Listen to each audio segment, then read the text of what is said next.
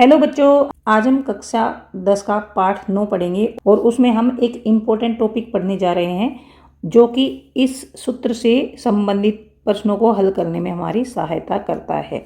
और इस सूत्र को कहते हैं दर्पण सूत्र। देखिए, परीक्षा में दर्पण सूत्र से संबंधित प्रश्न जरूर आते हैं, जैसे कि इस तरह के प्रश्न जरूर आते हैं और इनमें ही गलती हो जाती है। इनको हल करने में ही गलतियां हो जाती हैं, जिससे हमारे अंक कट जाते हैं। तो इस तरह के प्रश्नों को हल करने के लिए हमें गोलीय दर्पण से संबंधित चिन्ह परिपाटी को समझना बहुत ही जरूरी है। और ये चिन्ह परिपाटी करेंगे हम यहाँ से। गोलीय दर्पणों द्वारा परावर्तन के लिए चिन्ह परिपाटी, गोलीय दर्पणों द्वारा परावर्तन के लिए चिन्ह परिपाटी कि जब भी हम किसी भी गोलीय दर्पण के सामने कोई भी वस्तु रखते हैं तो उसका प्रतिबिंब कहाँ बनता है, कितनी दूरी पर हमने वस्तु रखी है और कितनी दूरी पर प्रतिबिंब बनेगा। प्रतिबिंब आभासी बनेगा, उल्टा बनेगा या वास्तविक बनेगा, कितनी दूरी पर बनेगा। इन सब से संबंधित प्रश्नों को हम इस चिन्ह परिपाटी को पढ़ने के बाद अच्छी तरह से हल कर सकते हैं। तो यहाँ पर पहले हम पढ़ते हैं गोलीय दर्पणों द्वारा परावर्तन के लिए चिन्ह परिपाटी। इसको हम पहले समझते हैं, उसके बाद इससे संबंधित बहुत सारे प्रश्नों को हल करके देखेंगे, जिससे आपको ये अच्छी तरह से समझ में आ जाए और ये भी पता लग जाए कि इससे संबंधित प्रश्न कैसे आते हैं और उन प्रश्नों को आप अच्छी तरह से हल करना सीख जाएं। तो यहाँ से हम शुरू करते हैं गोलीय दर्पणों द्वारा परावर्तन के लिए चिन्ह परिपाटी। गोलीय दर्पणों द्वारा प्रकाश के परावर्तन पर विचार करते समय हम एक निश्चित चिन्ह परिपाटी का पालन करेंगे।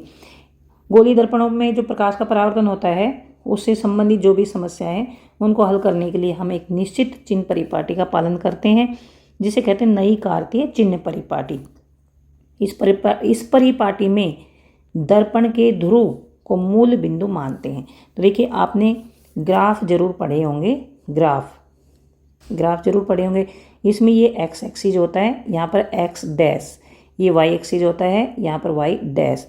तो इस तरफ यहाँ ये मूल बिंदु है, ओरिजिन ओ मानते हैं जिसे।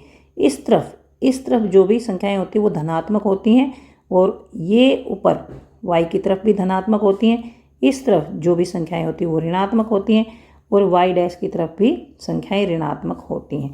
ये आपने ग्राफ बनाते समय जरूर पढ़ा होगा। ये है एक्स एक्सिस, एक्स और एक्स डैश। ये है वाई एक्सिस, वाई और वाई डैश। यहाँ पर ये है मूल बिंदु ओ, मूल बिंदु ओ मानते हैं, ओरिजिन। यहाँ से ओ से अगर हम इस तरफ जाते हैं, सीधे हाथ की तरफ, इस तरफ, तो 0 से हम बढ़ते हैं, 0 1 2 3 4 5 6 इस तरह से। तो ये होती हैं सारी संख्याएं धनात्मक, यहाँ पर धनात्मक संख्याएं होती हैं ये। और यहाँ पर y, ये जो y है ऊपर की तरफ, यहाँ पर 1 2 3 4 5 इसी तरह से यहाँ पर भी धनात्मक संख्याएं होती हैं। और इस तरफ, यहाँ पर इस तरफ ऋणात्मक संख्याएं लिखते हैं हम, जैसे -1 -2 -3 -4 -5 इस तरह से। यहाँ नीचे की तरफ -1 -2 -3 -4 -5 -6 इस तरह से, ये होती हैं ऋणात्मक संख्याएं। तो इसी तरह से यहाँ पर चिन्ह परिपाटी में जो पोल है, पोल या ध्रुव को मूल बिंदु मानते हैं, ध्रुव को मूल बिंदु मानते हैं, ध्रुव, दर्पण के ध्रुव को मूल बिंदु मानते हैं। ये ध्रुव है यहाँ पर, ये, और इसको मान लिया मूल बिंदु, और इसको मान लिया यहाँ पर मूल बिंदु ये। अब यहाँ पर जैसे इसको O को मूल बिंदु माना है, यहाँ पर P को मूल बिंदु मानते हैं। तो देखिए, इस तरफ जैसे O से हम इस तरफ गए हैं, एक्स एक्सिस पर पॉजिटिव धनात्मक की तरफ, जैसे हम O से सीधे हाथ की तरफ गए हैं तो ये धनात्मक संख्याएं आती हैं। इसी तरह से P से अगर सीधे हाथ की तरफ जाते हैं, यानी दाईं तरफ जाते हैं, यहाँ पर देखिए लिख रखा है दाईं ओर की दूरी, तो ये संख्याएं होंगी धनात्मक। यहाँ पर आपको दिख रहा होगा जमा का निशान लिख रखा है, ये होंगी धनात्मक संख्याएं, दाईं ओर की दूरी धनात्मक होंगी। अब यहाँ पर देखिए, जैसे O से इस तरफ जाते हैं, इस तरफ, तो ये ऋणात्मक संख्याएं होती है, मैंने पहले ही बताया। घटा 1, घटा 2, घटा 3, घटा 4, इस तरह से। तो पोल से अगर बाईं तरफ जाते हैं मतलब उल्टे हाथ की तरफ, तो ये होगी ऋणात्मक, ये जो दूरी होगी ऋणात्मक होगी। इसी तरह से देखिए जैसे ऊपर की तरफ अगर जाते हैं वाई एक्सिस की तरफ, जमा, ये जमा की संख्या होंगी 1, 2, 3, 4, 5, ये धनात्मक होंगी। और अगर हम नीचे की तरफ जाते हैं तो ऋणात्मक होंगी। तो इसी तरह से यहाँ पर देखिए, ये देखिए ऊपर की तरफ ऊंचाई ऊपर की ओर, तो ये है धनात्मक। और ऊंचाई नीचे की ओर देखिए यहाँ पर, ये है घटा का निशान, ये है ऋणात्मक। अब हम हमेशा ही, चाहे हम दर्पण इस तरफ ऐसे पकड़ें, चाहे ऐसे पकड़ें, चाहे फिर दर्पण हम ऐसे पकड़ें, ये जो है चिन्ह परिपाटी बनाते समय हमें दर्पण को हमेशा ये ऐसे ही मानना पड़ेगा, ऐसे कि दर्पण हमने ऐसे रखा है। दर्पण इस तरफ फेस करते हुए, मतलब ये जो इसकी चमकदार सतह है ये इस तरफ होगी, इस तरफ चमकदार सतह। यहाँ पर कोई भी वस्तु रखेंगे तो इसके अंदर दिखेगी। यहाँ पर इसके सामने अगर कोई वस्तु रखेंगे तो हम इस यहाँ पर रखेंगे, यहाँ पर, मतलब ये चमकदार सतह इस तरफ होगी और पॉलिश की हुई सतह इस तरफ होगी। यानी चमकदार सतह जो है वो दर्पण की बाईं तरफ मानी जाएगी और जो पॉलिश की हुई सतह वो दाईं ओर मानी जाएगी। अब देखिए यहाँ पर मान लीजिए कोई वस्तु रखी ऐसे, यहाँ पर कोई वस्तु रखी है ये, तो ये ऊंचाई ऊपर की ओर, तो ये इसकी ऊंचाई जो होगी ना, ऊंचाई वो धनात्मक होगी। और अगर नीचे की तरफ यहाँ पर इसका प्रतिबिंब बनता है, तो इसकी ऊंचाई, मान लीजिए इसकी ऊंचाई है 3 सेंटीमीटर या 3 मिलीमीटर, तो इसकी ऊंचाई जो होगी ना वो होगी घटा 3। घटा का मतलब है कि ये जो प्रतिबिंब है ना ये उल्टा बना है। देखिए जो लंबाई होती है या ऊंचाई होती है घटा में तो नहीं होती, लेकिन जो घटा का निशान है ना वो ये दर्शाता है कि प्रतिबिंब उल्टा बना है। अगर मान लीजिए प्रतिबिंब यहाँ बनता है, अवतल दर्पण में प्रतिबिंब यहाँ पर भी बनता है ना, जब वस्तु फोकस और पोल के बीच में होते हैं तो प्रतिबिंब बिहाइंड द मिरर बनता है, मतलब दर्पण के पीछे बनता है। तो यहाँ पर देखिए ऊपर है, ऊपर की तरफ है ना, ये ऊपर की तरफ इसकी ऊंचाई है तो धनात्मक होगी। देखिए ऊपर की तरफ जो ऊंचाई होगी वो धनात्मक होगी, चाहे ऊपर की तरफ यहाँ पर हो, चाहे यहाँ पर हो, चाहे यहाँ पर हो, चाहे यहाँ पर हो, ऊपर की तरफ जो होगी ऊंचाई वो धनात्मक होगी। क्योंकि देखिए ये वाई है, ये वाई ऊपर की तरफ है, तो यहाँ पर मान लीजिए यहाँ ऐसे होगा तो धनात्मक होगी। मान लीजिए यहाँ पर हम ले लेते हैं, यहाँ पर है हमारा 1, 2, 3, 4, 5, ये 5 सेंटीमीटर, और यहाँ से 1, 2, 3, 4, ये, तो ये धनात्मक 5, तो यहाँ पर x आया 4 और ये आया 5, दोनों धनात्मक हैं। तो ये धनात्मक, ये भी धनात्मक, मतलब इस मुख्य अक्ष पर कहीं पर भी जो ऊंचाई होगी ना, कहीं पर भी ऊंचाई तो वो धनात्मक होगी, चाहे इस तरफ चाहे इस तरफ। और इस पर नीचे की तरफ होगी, नीचे की तरफ, तो वो होगी ऋणात्मक। कोई भी ऊंचाई नीचे की तरफ होगी तो वो ऋणात्मक होगी और ऊपर की तरफ होगी धनात्मक। तो ऊपर की तरफ धनात्मक होने का मतलब है कि जो प्रतिबिंब बनता है या जो बिंब है या प्रतिबिंब है उसकी ऊंचाई जो है ये ऐसे है, ऊपर की तरफ ऐसे। और अगर ऋणात्मक होगी ना, ये ऊंचाई ऋणात्मक होगी तो इसका मतलब ये जो है प्रतिबिंब नीचे की तरफ ऐसे बना है। देखिए उल्टी वस्तु को तो हम रख नहीं सकते, बिंब को तो उल्टा नहीं रख सकते, लेकिन प्रतिबिंब ना ये बनता है ऐसे, तो ये ऋणात्मक बनेगा। इसका मतलब ये है, इसका मतलब ये नहीं कि घटा 3 सेंटीमीटर मतलब 3 सेंटीमीटर वो उल्टा छोटा हो गया, ऐसे नहीं है।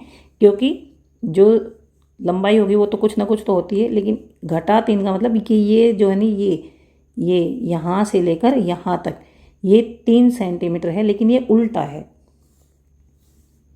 इसका मतलब ये है। और जमा 3 सेंटीमीटर का मतलब यहाँ से यहाँ तक 3 सेंटीमीटर है, लेकिन ये सीधा है, मतलब ऊपर की तरफ है, इसका मतलब ये। जमा और घटा का मतलब ये है इधर। और इसी तरह से ये मूल बिंदु माना हमने, इस तरफ जो भी दूरी होगी वो, इस तरफ जो भी दूरी होगी वो उसके आगे घटा का निशान आएगा। मान लीजिए एक वस्तु रखी यहाँ पर और इससे रखी है 5 सेंटीमीटर दूरी पर, 5 सेंटीमीटर दूरी पर एक वस्तु रखी है, तो वस्तु की ऊंचाई मान लीजिए 2 सेंटीमीटर होगी, यहाँ से 5 सेंटीमीटर, तो 5 सेंटीमीटर घटा का निशान आ जाएगा। और इसका प्रतिबिंब मान लीजिए यहाँ पर बनता है, प्रतिबिंब यहाँ पर बनता है ऐसे, यहाँ बनता है प्रतिबिंब। तो देखिए ऊपर की तरफ है, ऊपर की तरफ मान लीजिए प्रतिबिंब बनता है 3 सेंटीमीटर, और ये इस तरफ है, मूल बिंदु से ये इस तरफ है, इस तरफ, तो ये जमा का निशान आएगा। मूल बिंदु से मान लीजिए यहाँ से यहाँ तक की दूरी है 2 सेंटीमीटर, तो जमा के आएगी। तो ये आपको समझ आ गया होगा यहाँ से कि कैसे कैसे इसकी चिन्ह परिपाटी होती है। अब यहाँ से देखिए, यह परिपाटी निम्नलिखित प्रकार की है। बिंब सदैव दर्पण की बाईं ओर रखा जाता है। बिंब, वस्तु तो हमेशा बाईं ओर ही रखी जाती है, इस तरफ बाईं ओर। इसका अर्थ यह है कि दर्पण पर बिंब से प्रकाश बाईं ओर से आपतित होता है, यानी प्रकाश जो आएगा ना इस तरफ से, मानते हैं हम इस तरफ से आता है, चाहे हम दर्पण को इस तरफ रखें चाहे इस तरफ रखें, लेकिन हम ये चिन्ह परिपाटी करेंगे तो इसी तरफ मानते हैं, ऐसे ही मानते हैं कि दर्पण को हमने ऐसे रखा है। मुख्य अक्ष के समांतर सभी दूरियां दर्पण के ध्रुव से मापी जाती हैं। जो भी मुख्य अक्ष के समांतर जो ये दूरियां होंगी ना, यहाँ से यहाँ तक या फिर यहाँ से यहाँ तक, मान लीजिए यहाँ पर एक वस्तु ये रखी है, ये, तो यहाँ से यहाँ तक की जो दूरी है ना, ये यहीं से मानी जाएगी, यहाँ से कितनी दूरी है। मुख्य अक्ष के समांतर सभी दूरियां दर्पण के ध्रुव से मापी जाती हैं, यहाँ से कितनी दूरी पर है। मूल बिंदु के दाईं ओर, मूल बिंदु के दाईं ओर तो ये हो गया, ये मूल बिंदु के दाईं ओर यानी +x पर, +x एक्सिस के अनुदिश मापी गई सभी दूरियां धनात्मक मानी जाती हैं। मैंने बताया है, ये यहाँ पर देखिए धनात्मक मानी गई है। तथा जबकि मूल बिंदु के बाईं ओर मतलब इस तरफ जो भी दूरी मापेंगे उसके आगे हम घटा का निशान लगा देंगे, मापी गई दूरियां ऋणात्मक मानी जाती हैं। मुख्य अक्ष के लंबवत मतलब इस तरह से, जो 90 डिग्री का कोण बनाती हो, सीधी ऐसे लंबवत मतलब ऐसे, चाहे कहीं पर भी हो। मुख्य अक्ष के लंबवत तथा ऊपर की ओर जमा के अनुदिश मानी गई दूरियां धनात्मक मानी जाती हैं, कहीं पर भी हो। ये इसकी ऊंचाई चाहे यहाँ पर हो चाहे यहाँ पर हो, चाहे इस तरफ हो, बाईं तरफ हो चाहे दाईं तरफ हो। मान लीजिए 2 सेंटीमीटर है तो ये भी 2 सेंटीमीटर होगी, 2 सेंटीमीटर प्लस क्यों होंगी ये। मुख्य अक्ष के लंबवत और नीचे की ओर मापी गई दूरियां ऋणात्मक होती हैं। नीचे की ओर मान लीजिए ये है, ये हमारी 2 सेंटीमीटर, ये है 2 सेंटीमीटर, ये 2 सेंटीमीटर, ये 2 सेंटीमीटर, लेकिन ये नीचे की ओर है, तो इसलिए 2 सेंटीमीटर लिखकर घटा का निशान लगा देंगे। इसका मतलब यही है कि ये नीचे की ओर बनती है, मतलब उल्टी बनती हैं। ऊपर वर्णित नई कार्तीय चिन्ह परिपाटी आपके संदर्भ के लिए 9.9 में दर्शाई गई है। यह चिन्ह परिपाटी दर्पण का सूत्र प्राप्त करने तथा संबंधित आंकिकी प्रश्नों को हल करने के लिए प्रयुक्त की गई है। अब दर्पण सूत्र में ये परिपाटी कैसे यूज होती है, तो दर्पण सूत्र तथा आवर्धन भी पढ़ लेते हैं। गोलीय दर्पण में इसके ध्रुव से बिंब की दूरी बिंब दूरी कहलाती है। गोलीय दर्पण में इसके ध्रुव से बिंब की दूरी, ध्रुव से, तो ध्रुव यहाँ पर है, ध्रुव से बिंब की दूरी, मान लीजिए ये वस्तु है तो ध्रुव से बिंब की दूरी ये यहाँ से यहाँ तक u मानी जाती है।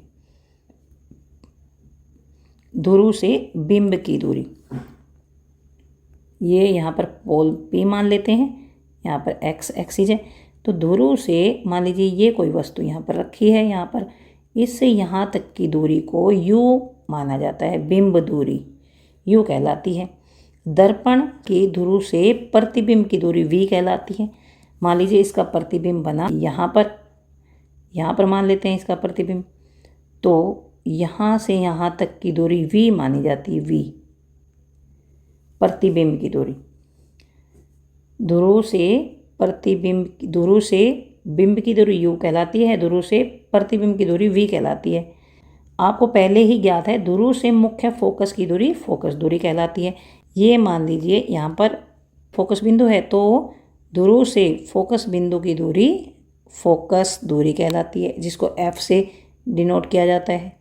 इन तीनों राशियों के बीच एक संबंध है, u, v और f। इनके बीच एक संबंध है जिसे दर्पण सूत्र द्वारा प्रस्तुत किया जाता है। ये सूत्र बन जाता है कि 1/v यानी 1/v का मतलब 1 प्रतिबिंब की दूरी, ये है दर्पण, और यहाँ से यहाँ पर ये है मूल बिंदु P। यहाँ पर कोई भी वस्तु रखी है यहाँ पर, तो मूल बिंदु से ये वस्तु कितनी दूरी पर रखी है, ये है u। और मान लीजिए इसका प्रतिबिंब बन जाता है यहाँ पर बनता है, तो मूल बिंदु से ये प्रतिबिंब कितनी दूरी पर बनता है, ये है v, और ये f मान लेते हैं यहाँ पर f। तो मूल बिंदु से f की दूरी ये होगी फोकल लेंथ, फोकस दूरी। तो इन सब में आपस में संबंध है, इन सब में। तो 1/1 प्रतिबिंब की दूरी, 1/, मूल बिंदु से प्रतिबिंब की दूरी करेंगे और मूल बिंदु से बिंब की दूरी करेंगे, और ये आएगा 1/, मूल बिंदु से फोकस बिंदु की दूरी। ये है दर्पण सूत्र। इसको अच्छी तरह से याद करना है। ये है दर्पण सूत्र, इसको दर्पण सूत्र बोला जाता है। और इससे संबंधित कुछ क्वेश्चंस परीक्षा में जरूर आ जाते हैं, और उन प्रश्नों को हल करने के लिए ही हमारे लिए चिन्ह परिपाटी समझना बहुत ही आवश्यक है। यह संबंध सभी प्रकार के गोलीय दर्पणों के लिए, मतलब उत्तल दर्पण हो चाहे अवतल दर्पण हो, उनके लिए, सभी प्रकार के गोलीय दर्पणों के लिए यह संबंध तथा बिंब की सभी स्थितियों के लिए मान्य है। बिंब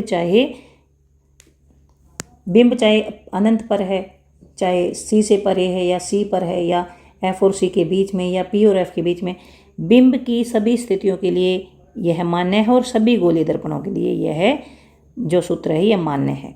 प्रश्नों को हल करते समय जब आप दर्पण सूत्र में U, V और F और R के मान प्रतिस्थापित करें तो आपको नई कार्तीय चिन्ह परिपाटी का प्रयोग करना चाहिए। जब दर्पण सूत्र में V की जगह या U की जगह जब हम कुछ मान रखेंगे, या F की जगह या R की जगह कुछ मान रखेंगे, तो हमें नई कार्तीय चिन्ह परिपाटी का प्रयोग करना चाहिए।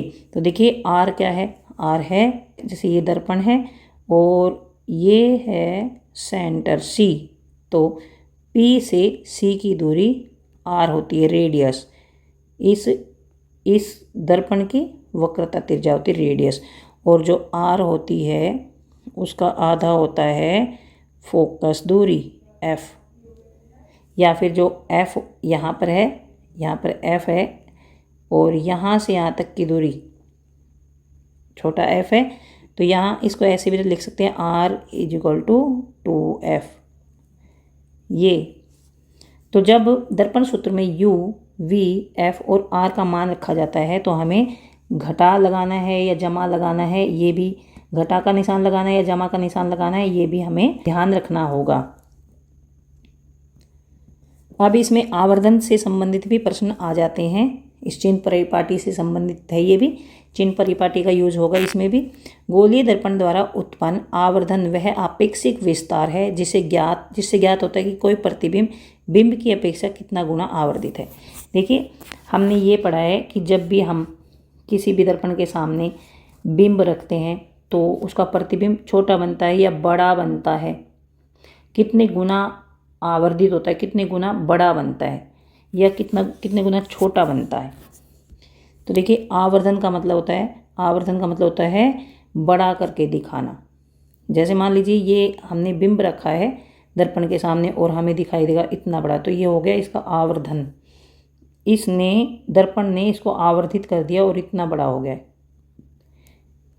तो गोलीय दर्पण द्वारा उत्पन्न आवर्धन वह आपेक्षिक विस्तार है, मतलब इसका विस्तार कर दिया है, जिससे ये ज्ञात होता है कि कोई प्रतिबिंब बिंब की अपेक्षा कितना गुना आवर्धित है, कि कोई प्रतिबिंब बिंब की अपेक्षा कितना बड़ा बना है। ये बिंब है और प्रतिबिंब बना हमारा इतना, तो ज़्यादा आवर्धित है। एक प्रतिबिंब इतना बड़ा बना, ये और भी ज़्यादा आवर्धित है। कोई प्रतिबिंब बना इतना सा, तो ये कम आवर्धित है। इतना सा बना कम आवर्धित है, और बहुत ज़्यादा बड़ा बना तो वो ज़्यादा आवर्धित है। तो इस तरह से इनमें अनुपात हो जाता है कि बिंब कितना था और प्रतिबिंब कितना बड़ा बना है, कितना आवर्धन हुआ है तो ये एक अनुपात हो जाता है। इस अनुपात को कहते हैं आवर्धन। इस अनुपात से जो भी वैल्यू आती है, जो भी मान आता है, उसको बोलते हैं आवर्धन, कि गोलीय दर्पण का कितना आवर्धन है, उसकी आवर्धन क्षमता कितनी है। जिससे ज्ञात होता है कि कोई प्रतिबिंब बिंब की अपेक्षा कितना गुना आवर्धित है। इसे प्रतिबिंब की ऊंचाई और बिंब की ऊंचाई के अनुपात के रूप में व्यक्त किया जाता है। तो ये आवर्धन कैसे निकालते हैं? प्रतिबिंब की ऊंचाई, पहले ऊपर प्रतिबिंब की ऊंचाई लिखते हैं, नीचे बिंब की ऊंचाई लिखते हैं, इन दोनों का अनुपात निकाल देते हैं। तो ये हो गया आवर्धन। यदि बिंब की ऊंचाई h है, h जो है वो बिंब की ऊंचाई, मान लीजिए यहाँ पर हमने लिया है दर्पण और इसके सामने हमने रखा है बिंब, मतलब एक वस्तु रखी है, और प्रतिबिंब बना हमारा इतना बड़ा बना है प्रतिबिंब। तो ये आवर्धित हुआ है, और कितना आवर्धित हुआ है? तो यहाँ पर h, यहाँ से यहाँ मुख्य अक्ष से ये कितना ऊंचा है, और ये मुख्य अक्ष से ये कितना ऊंचा है। तो ये h डैश मानते हैं, जो प्रतिबिंब है ना उसकी ऊंचाई h डैश मानते हैं, और बिंब की ऊंचाई h मानते हैं। तो प्रतिबिंब की ऊंचाई h डैश और बिंब की ऊंचाई h, यहाँ प्रतिबिंब की ऊंचाई h डैश और बिंब की ऊंचाई h, और इन दोनों का जब अनुपात निकालते हैं ना तो फिर वो आता है आवर्धन। m से डिनोट करते हैं उसको, m = h डैश बटे h। ये हो गया इसका अनुपात। प्रतिबिंब ऊंचाई और बिंब की ऊंचाई का अनुपात आवर्धन होता है। और आवर्धन से हमें ये पता लगता है कि जब भी गोलीय दर्पण के सामने कोई भी बिंब रखा जाता है तो वो कितना आवर्धित होता है। आवर्धन m बिंब की दूरी तथा प्रतिबिंब की दूरी से भी संबंधित है। ये बिंब की दूरी मतलब यहाँ से, मतलब यहाँ मूल बिंदु से ये कितनी दूरी पर है यानी u, और प्रतिबिंब कितनी दूरी पर है यानी v, इनसे भी संबंधित है ये। तो इनको कैसे लिखते हैं? जैसे h डैश क्या है? प्रतिबिंब की ऊंचाई है h डैश, और नीचे क्या है? बिंब की ऊंचाई। तो ये हो गया प्रतिबिंब यहाँ से कितनी दूरी पर बनता है? मूल बिंदु से v आ गया, और बिंब कितनी दूरी पर रखा गया है? तो ये u आ गया, v बटे u, और घटा का निशान लगा देते हैं, v बटे u, और उसके आगे घटा का निशान लगा देते हैं यहाँ पर। तो ये आवर्धन इस तरह से दो तरीके से निकाला जा सकता है। ध्यान दीजिए बिंब की ऊंचाई धनात्मक ली जाती है, क्योंकि बिंब जो है ना वो तो यहाँ पर रखा जाता है, यहाँ पर ये मुख्य अक्ष है, इसके ऊपर की तरफ यहाँ रखा जाता है। मैंने बताया था बिंब चाहे यहाँ रखो, कहीं पर भी रखो, उसकी ऊंचाई धनात्मक ली जाती है, क्योंकि बिंब प्राय मुख्य अक्ष के ऊपर रखा जाता है। आभासी प्रतिबिंब के लिए बिंब की ऊंचाई धनात्मक लेनी चाहिए। जब आभासी प्रतिबिंब बनते हैं तो बिंब की ऊंचाई धनात्मक लेनी चाहिए, और वास्तविक प्रतिबिंब जब बनते हैं तो इसके लिए ऋणात्मक लेना चाहिए। ये ध्यान रखना है कि बिंब की ऊंचाई धनात्मक ली जाती है। आभासी प्रतिबिंबों के लिए बिंब की ऊंचाई धनात्मक लेनी चाहिए, वास्तविक प्रतिबिंबों के लिए इन्हें ऋणात्मक लेना चाहिए। आभासी के लिए धनात्मक और वास्तविक प्रतिबिंब जो बनते हैं उनके लिए ऋणात्मक लेना चाहिए। ये हम प्रश्न जब हल करेंगे उनसे हमें समझ में आ जाएगा ये कैसे लेना चाहिए। आवर्धन के मान में ऋणात्मक चिन्ह से ज्ञात होता है कि प्रतिबिंब वास्तविक है। अगर आवर्धन का मान, यहाँ पर आवर्धन का मान अगर ऋणात्मक, ये देखिए आवर्धन का मान ऋणात्मक अगर आता है तो इसका मतलब प्रतिबिंब वास्तविक है। ध्यान रखना ये, अगर आवर्धन का मान ऋणात्मक आएगा तो प्रतिबिंब वास्तविक है, आवर्धन का मान धनात्मक आएगा तो प्रतिबिंब आभासी है। ये ध्यान रखना है। अब हम करते हैं इससे संबंधित प्रश्न हल। तो यहाँ पर देखिए, ये तो आपको समझ आ गई होगी, चिन्ह परिपाटी आपको अच्छी तरह से समझ में आ गई होगी। यहाँ पर एक बार फिर मैं आपको बता देती हूँ। ये रखा है हमने दर्पण ऐसे, और इसकी जो चमकदार सतह है ना इस तरफ है, ये चमकदार सतह, ये वाली चमकदार सतह यहाँ पर पॉलिश कर रखी है यहाँ पीछे। तो दर्पण का ये है मूल बिंदु P, यहाँ पर मूल बिंदु माना जाता है। ये है x एक्सिस, मुख्य अक्ष, यहाँ पर x प्लस, यहाँ पर x डैश नेगेटिव होता है, यहाँ पर y ऊपर y प्लस, और ये है y डैश नेगेटिव। यहाँ पर देखिए जो भी ऊंचाई रखेंगे हम पॉजिटिव रखेंगे, और इस तरफ यहाँ से यहाँ तक की दूरी नेगेटिव, क्योंकि ये नेगेटिव है, ये x, ये पॉजिटिव क्यों रखा, क्योंकि y पॉजिटिव है, ऊपर की तरफ पॉजिटिव है और साइड में नेगेटिव है, इसलिए साइड में जो भी दूरी ली जाएगी वो नेगेटिव ली जाएगी। इस साइड में यहाँ पर पॉजिटिव है, इस साइड में, इसलिए इधर की तरफ जो भी दूरी ली जाएगी पॉजिटिव ली जाएगी। नीचे की तरफ यहाँ पर देखिए नेगेटिव है, नीचे की तरफ यहाँ पर ये नेगेटिव है, y डैश नेगेटिव है, तो नीचे की तरफ जो भी ऊंचाई ली जाएगी वो ऋणात्मक ली जाएगी। अब हम कुछ प्रश्न हल करते हैं जिनमें चिन्ह परिपाटी का उपयोग किया जाता है।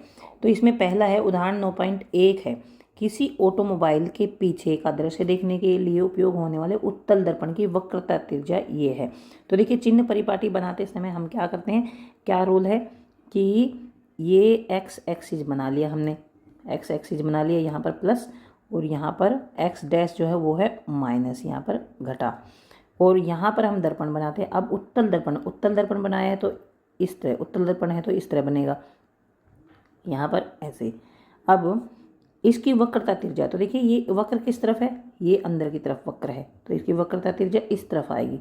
यहाँ पर मान लेते हैं हम C, और ये है वक्रता त्रिज्या यहाँ से यहाँ तक, C से और यहाँ तक P तक। ये P जो है ये मूल बिंदु मानते हैं, यहीं से हमें दूरियां लेनी है, यहीं से मूल बिंदु से इस तरफ या मूल बिंदु से इस तरफ, यही इसी बिंदु से ही दूरियां लेनी है हमें। तो यहाँ पर r बराबर क्या है, r बराबर 3 मीटर। तो यहाँ पर लिख लिया वक्रता त्रिज्या r बराबर 3 मीटर। एक बस इसके सामने एक बस है, उसका प्रतिबिंब कैसा बनेगा, उसकी स्थिति क्या होगी, उसकी प्रकृति कैसी होगी, साइज क्या होगा। बस का जो प्रतिबिंब बनेगा उत्तल दर्पण से वो कहाँ पर बनेगा, उसकी पोजीशन क्या होगी, प्रकृति कैसी होगी, वो आभासी बनेगा या वास्तविक बनेगा या उल्टा बनेगा या सीधा बनेगा, और उसका साइज क्या होगा, हाइट कितनी होगी उसकी, तो ये बताना है हमें। तो देखिए हमें दे रखा है, एक तो दे रखा है वक्रता त्रिज्या मतलब r हमने लिख लिया है। पहले हम वो वाली राशियाँ लिखते हैं जो दे रखी होती हैं, तो पहले हमने लिख दिया वक्रता त्रिज्या, ये लिखते हैं। उसके बाद एक बस इस दर्पण से इतनी दूरी पर स्थित है, यानी बस क्या है, बिंब। इस दर्पण के सामने कोई बस है, कोई वस्तु है, तो बस होगी वस्तु, तो बिंब की दूरी, इससे दर्पण से बिंब की दूरी कितनी दे रखी है, 5 मीटर। तो यहाँ पर मान लीजिए एक बस है यहाँ पर, और इसकी दूरी जो है इससे दर्पण से इसकी दूरी है 5 मीटर, 5 मीटर। और इसकी दूरी को किससे लिखते हैं हम, बिंब की दूरी को हम किससे लिखते हैं, u से लिखते हैं, u से। बिंब की दूरी को लिखते हैं हम u से। और देखिए ये इस तरफ है, इस तरफ उल्टे हाथ की साइड, सीधे हाथ की साइड जब जाते हैं तो जमा का निशान आता है, और उल्टे हाथ की साइड जब हम उल्टे हाथ की साइड दूरियां लेते हैं तो घटा का निशान आता है। तो यहाँ पर जो 5 मीटर है ना वो हो जाएगा घटा का। तो यहाँ पर देखिए 5 मीटर है, 5 मीटर उसको लिख लेंगे हम घटा का। यहाँ से मैं घटा का निशान लगा देती हूँ, यहाँ पर घटा 5 मीटर। तो यहाँ पर लिख लिया, देखिए बिंब की दूरी घटा 5 मीटर, यहाँ पर ऋणात्मक आ गई, ये घटा का निशान आ गया। अब हमें निकालना है प्रतिबिंब की दूरी। प्रतिबिंब की दूरी क्या होती है, v होती है, तो हमें v निकालना है। अब देखिए हम तो एक जो दर्पण सूत्र जानते हैं, 1/v जमा 1/u बराबर 1/f, ये जानते हैं। अब देखिए हमारे पास क्या है, सिर्फ r और u है, तो r और u है, तो हमें f तो पता नहीं, f नहीं पता, v निकालनी है हमें, तो ये और ये पता होनी चाहिए ना, तो हमें f तो नहीं पता।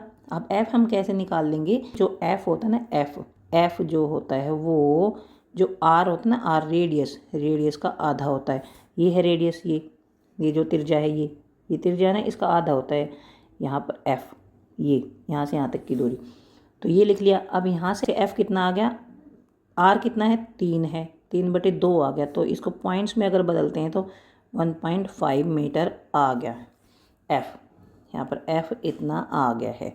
तो यहाँ हम लिख लेते हैं f = 1.5 मीटर, f आ गया। अब हमारे पास u है, u बराबर है घटा 5 मीटर, और f बराबर है हमारे पास 1.5 मीटर, और ये है पॉजिटिव, यहाँ पर ये पॉजिटिव है, अब हमें v निकालना है, तो इस फॉर्मूले में रख देंगे, यहाँ पर इस फॉर्मूले में ये वैल्यूज रख देंगे, यहाँ पर कर लेंगे इसको, यहाँ पर 1/v जमा 1/u मतलब घटा 5 बराबर 1/f 1.5। तो अब ये आ गया है 1/v बराबर 1/1.5 और ये जो है ये जो वैल्यू है ना ये वाली ये उस तरफ चली जाएगी, तो यहाँ पर आ जाएगा जमा का निशान, क्योंकि यहाँ पर है घटा का निशान, उधर जाकर बन जाएगा जमा का निशान। तो ये हो गया 1/5। अब हम इस दशमलव को खोल देंगे, दशमलव को अगर हम हटाएंगे तो ये बन जाएगा ऊपर 10 और नीचे 15, ये बन जाएगा और जमा 1/5। इसके बाद यहाँ पर हम इसका लघुत्तम लेंगे 15 और यहाँ 15 एकम 15 10 एकम 10 और 5 ते 15, तो ये आ गया हमारा 13/15। 13/15 आ गया। 13/15 क्या आ गया 1/v। 1/v जो है ना ये आ गया 13/15 और v जो है v कितना आ गया 15/13। अब इसको हम हल करेंगे तो 13 एकम 13 आ गया, फिर 13 एकम 13 आ गया, मतलब 15 को अगर 13 से भाग दिया जाए तो 13 एकम 13। उसके बाद यहाँ बच गया 2, फिर एक 0 लगाएंगे और 13 एकम 13 आ गया यहाँ पर। अब यहाँ बच गया 7 और यहाँ एक और 0 लगाएंगे तो 13 5 65 आ जाएगा और यहाँ बच जाएगा 5। तो हम 2 दशमलव तक ही निकालते हैं, तो यहाँ शुरू में यहाँ पॉइंट था तो 1.15 मीटर ये वैल्यू आ गई है, 1.15 मीटर। तो ये v की वैल्यू आ गई है, v की वैल्यू ये आ गई है। देखिए v होता है दर्पण से प्रतिबिंब की दूरी और यहाँ पर जमा का निशान आ रहा है यहाँ पर, तो v जो है वो जमा का निशान यानी इस तरफ बनेगा प्रतिबिंब, इस तरफ बनेगा, इस तरफ जाएगा ना, तो ये प्रतिबिंब इस तरफ बनेगा क्योंकि जमा का निशान है यहाँ पर धनात्मक है ये। तो जो प्रतिबिंब बनेगा वो दर्पण से इस तरफ बनेगा, इस तरफ, और बनेगा 1.15 मीटर की दूरी पर, यहाँ से 1.15 मीटर की दूरी पर बनेगा। अब ये छोटा बनेगा, बड़ा बनेगा, या आभासी बनेगा या वास्तविक बनेगा, ये और देख लेते हैं। तो देखिए जो प्लस होता है ना, प्लस प्रतिबिंब जब धनात्मक होता है तो इसका मतलब वो आभासी प्रतिबिंब बनता है। प्रतिबिंब जो होता है ना उसका मान अगर धनात्मक आता है तो इसका मतलब वो आभासी बनता है। ये ध्यान रखना है कि जब भी प्रतिबिंब का मान धनात्मक हो, जब प्रतिबिंब का मान धनात्मक हो तो वो आभासी बनता है और सीधा बनता है। आभासी प्रतिबिंब कैसे बनते हैं, सीधे बनते हैं, सीधे, आभासी और सीधा बनता है। अब देखिए ये तो हमने निकाल दी प्रकृति, आभासी बनेगा और सीधा बनेगा। यहाँ से हमने स्थिति निकाल दी कि दर्पण से 1.15 मीटर की दूरी पर बनेगा। प्रकृति निकाल दी कि आभासी और सीधा बनेगा। उसके बाद साइज और निकालना है हमें, तो साइज कैसे निकालेंगे, मतलब प्रतिबिंब की हाइट क्या होगी वो और निकालनी है हमें। तो सीधा बनेगा, देखिए सीधा मतलब यहीं इसके ऊपर बनेगा, ऊपर की तरफ होता है ना प्रतिबिंब, सीधा प्रतिबिंब ऊपर की तरफ होता है, उल्टा प्रतिबिंब नीचे की तरफ होता है। तो इसकी हाइट जो आएगी वो भी धनात्मक आएगी। तो यहाँ पर हम इसकी हाइट निकालते हैं। तो यहाँ पर देखिए प्रतिबिंब छोटा बनेगा, बड़ा बनेगा, उसकी ऊंचाई कितनी होगी, इसके लिए आवर्धन निकालना पड़ता है। तो आवर्धन बराबर होता है m जो होता है आवर्धन वो h' होता है। h' का मतलब प्रतिबिंब की ऊंचाई, प्रतिबिंब जो बनता है उसकी ऊंचाई बटे जो बिंब है ना उसकी ऊंचाई। तो यहाँ ये इस तरह से भी लिख सकते हैं। अगर ये वैल्यू जो हमारे पास है तो हम ये वाला फॉर्मूला यूज़ करेंगे, लेकिन हमारे पास v और u की वैल्यू है तो हम ये फॉर्मूला यूज़ करेंगे। तो v जो है v कितना है, ये आया है v हमारा, ये लिख दिया। और u कितना आया, u पहले से दे रखा है, ये आया है। अब इसमें यहाँ पर घटा का निशान लगाएंगे क्योंकि पहले से घटा का निशान है इसमें। u जो है वो हमने यहाँ पर लिया था ना, u यहाँ पर देखिए, यहाँ पर ये घटा का निशान लगा हुआ u में, और एक घटा का निशान इसमें फॉर्मूले में ही है, ये घटा का निशान फॉर्मूले में। तो ये लिख दिया हमने। ये अब ये घटा और ये घटा दोनों जमा हो जाएंगे, यहाँ पर जमा का निशान आ गया और जब इनको भाग देंगे तो इनको भाग कैसे देंगे, तो इसको हल करेंगे हम 1.15 है और बटे में 5.00 है। तो इसको अगर हल करते हैं, देखिए इस दशमलव से ये दशमलव कट गया है, यानी इसको ऐसे भी कर सकते हैं ना, 115/500 है यहाँ पर। तो देखिए यहाँ पर जो ये पॉइंट हटाया ना इसका, तो यहाँ पर 100 लिख दिया है, और जो इसका पॉइंट हटाया तो ऊपर 100 लिख दिया, तो इससे ये कट गया। अब यहाँ पर बिना पॉइंट के बच गए ये 115 बटे में 500, और यहाँ पर है घटा से घटा कट गया था, जमा हो गया था। अब इसको हम डिवाइड करेंगे, अगर भाग देंगे तो ये बन गया, जैसे 115 को 5 से भाग दे दिए, 5 दूनी 10, और ये बच गया यहाँ पर 5 दिए 15, ये आ गया 23 आ गया, 23 आ गया। अब 23 बटे में ये 2 जीरो भी तो रहेगी ना, बटे में 100, तो ये आ गया 0.23, इतने आ गया आवर्धन। तो आवर्धन के पीछे यहाँ पर यूनिट नहीं लगती है, ये आवर्धन आ गया। अब देखिए ये आवर्धन जो है ना, जमा का निशान आया है यहाँ पर, जमा का निशान, यानी ये जो आवर्धन है ये धनात्मक है, आवर्धन धनात्मक है, लेकिन ये 1 से छोटा है, आवर्धन 1 से छोटा है और धनात्मक है। तो जब 1 से छोटा हो तो जो प्रतिबिंब बनेगा, प्रतिबिंब वो बिंब से छोटा बनेगा, बिंब से छोटा, क्योंकि ये 1 से छोटा है, और आभासी और सीधा तो हमने पहले निकाल दिया था, तो प्रतिबिंब जो है वो बिंब से छोटा बनेगा, मतलब इतने गुना। अगर 1 पॉइंट इतना होता तो बड़ा बनता। तो यहाँ पर हमें जो बस है, बस वो कहाँ प्रतीत होगी, यहाँ इस तरफ प्रतीत होगी, बस इस तरफ, लेकिन इस बस से छोटी छोटी प्रतीत होगी, इस तरफ ये तो बड़ी है, इस तरफ छोटी प्रतीत होगी, ऐसे हाइट में कम प्रतीत होगी। तो ये आपको चिन्ह परिपाटी एक तो यहाँ से समझ आ गई होगी। अब दूसरा प्रश्न भी कर लेते हैं हम, अब यहाँ से करते हैं। देखिए कोई 4 सेंटीमीटर साइज का बिंब, मतलब कोई वस्तु है उसका साइज है 4 सेंटीमीटर, तो बिंब का साइज 4 सेंटीमीटर साइज का बिंब है। कोई 4 सेंटीमीटर साइज का बिंब है, 4 सेंटीमीटर साइज का बिंब किसी 15 सेंटीमीटर फोकस दूरी के अवतल दर्पण से 25 सेंटीमीटर दूरी पर रखा है। तो बिंब का साइज 4 सेंटीमीटर, यानी बिंब की हाइट, बिंब की ऊंचाई 4 सेंटीमीटर है। तो बिंब की ऊंचाई को h लिखते हैं, h लिखते हैं हम बिंब की ऊंचाई को, यह है 4 सेंटीमीटर। ये तो हमें बिंब की ऊंचाई पता लगी। अब यह है किसी 15 सेंटीमीटर फोकस दूरी के अवतल दर्पण। अब फोकस दूरी लिख देते हैं हम, फोकस दूरी अवतल दर्पण की। अब फोकस दूरी अवतल दर्पण की ऋणात्मक होगी या धनात्मक, तो यहाँ पर हम ऐसे बनाएंगे, x जमा का और x इधर घटा का, और यहाँ पर अवतल दर्पण बना लेंगे। अवतल दर्पण हम ऐसे बनाते हैं, ऐसे ये बनाते हैं। तो इस तरफ पॉलिश की होती है, इस तरफ। अब देखिए अवतल दर्पण की फोकस दूरी, ये देखिए वक्रता त्रिज्या ये है, वक्रता इस तरफ है ना, इस तरफ है वक्रता, जिस तरफ वक्रता होती है ना, वक्रता जिस तरफ ये अंदर की तरफ धंसा होता है, उस तरफ हम r लेते हैं, रेडियस लेते हैं, फोकस दूरी उस तरफ लेते हैं। तो यहाँ पर होगी मान लीजिए r, और यहाँ पर हो गया फिर f, यहाँ पर f हो गया, ये f हो गया, और यहाँ f से यहाँ तक की दूरी ये होगी फोकस दूरी, तो ये 15 सेंटीमीटर है।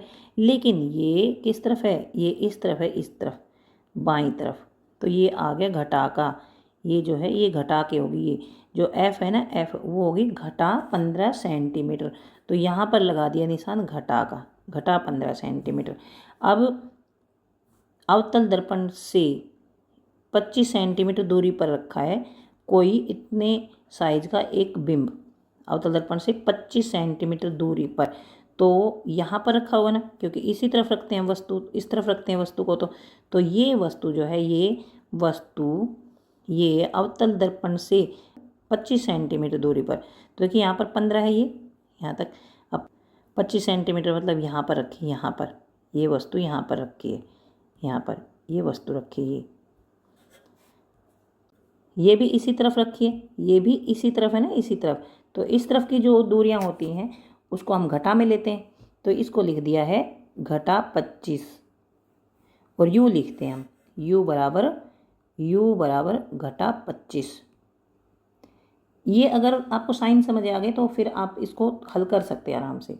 अब ये बताना है दर्पण से कितनी दूरी पर किसी पर्दे को रखा जाए, क्योंकि अवतल दर्पण है, अवतल दर्पण पर जो प्रतिबिंब बनते हैं उनको पर्दे पर लिया जा सकता है।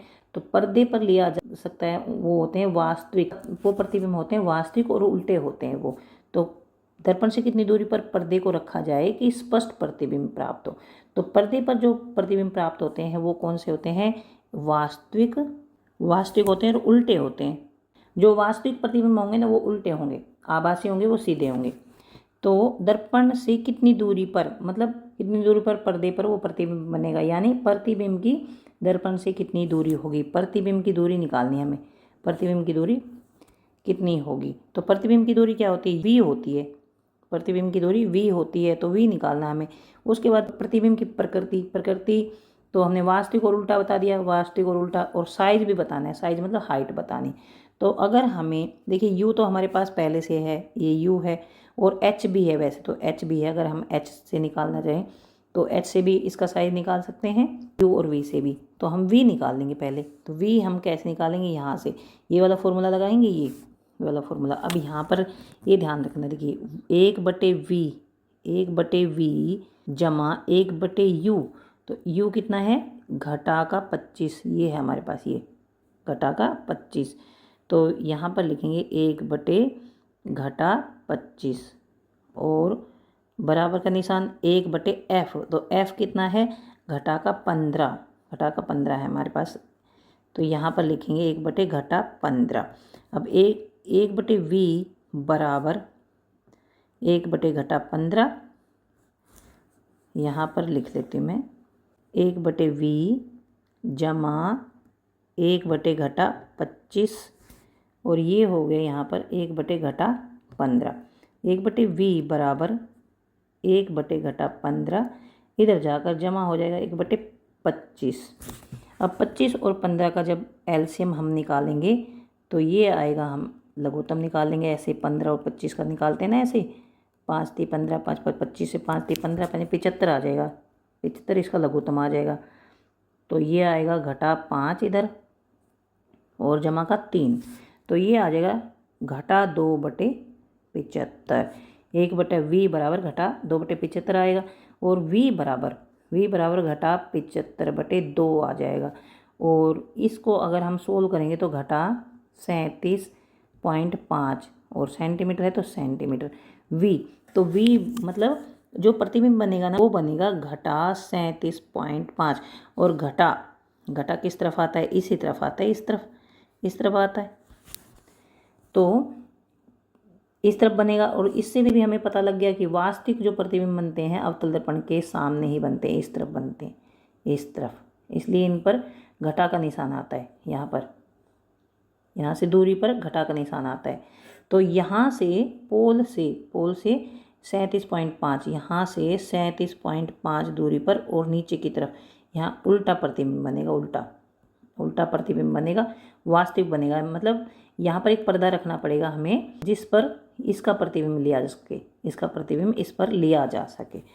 तो ये यहाँ पर देखिए निकल गया, पर्दे को दर्पण के सामने इतनी सेंटीमीटर दूरी पर रखना चाहिए और प्रतिबिंब वास्तविक है और उल्टा है।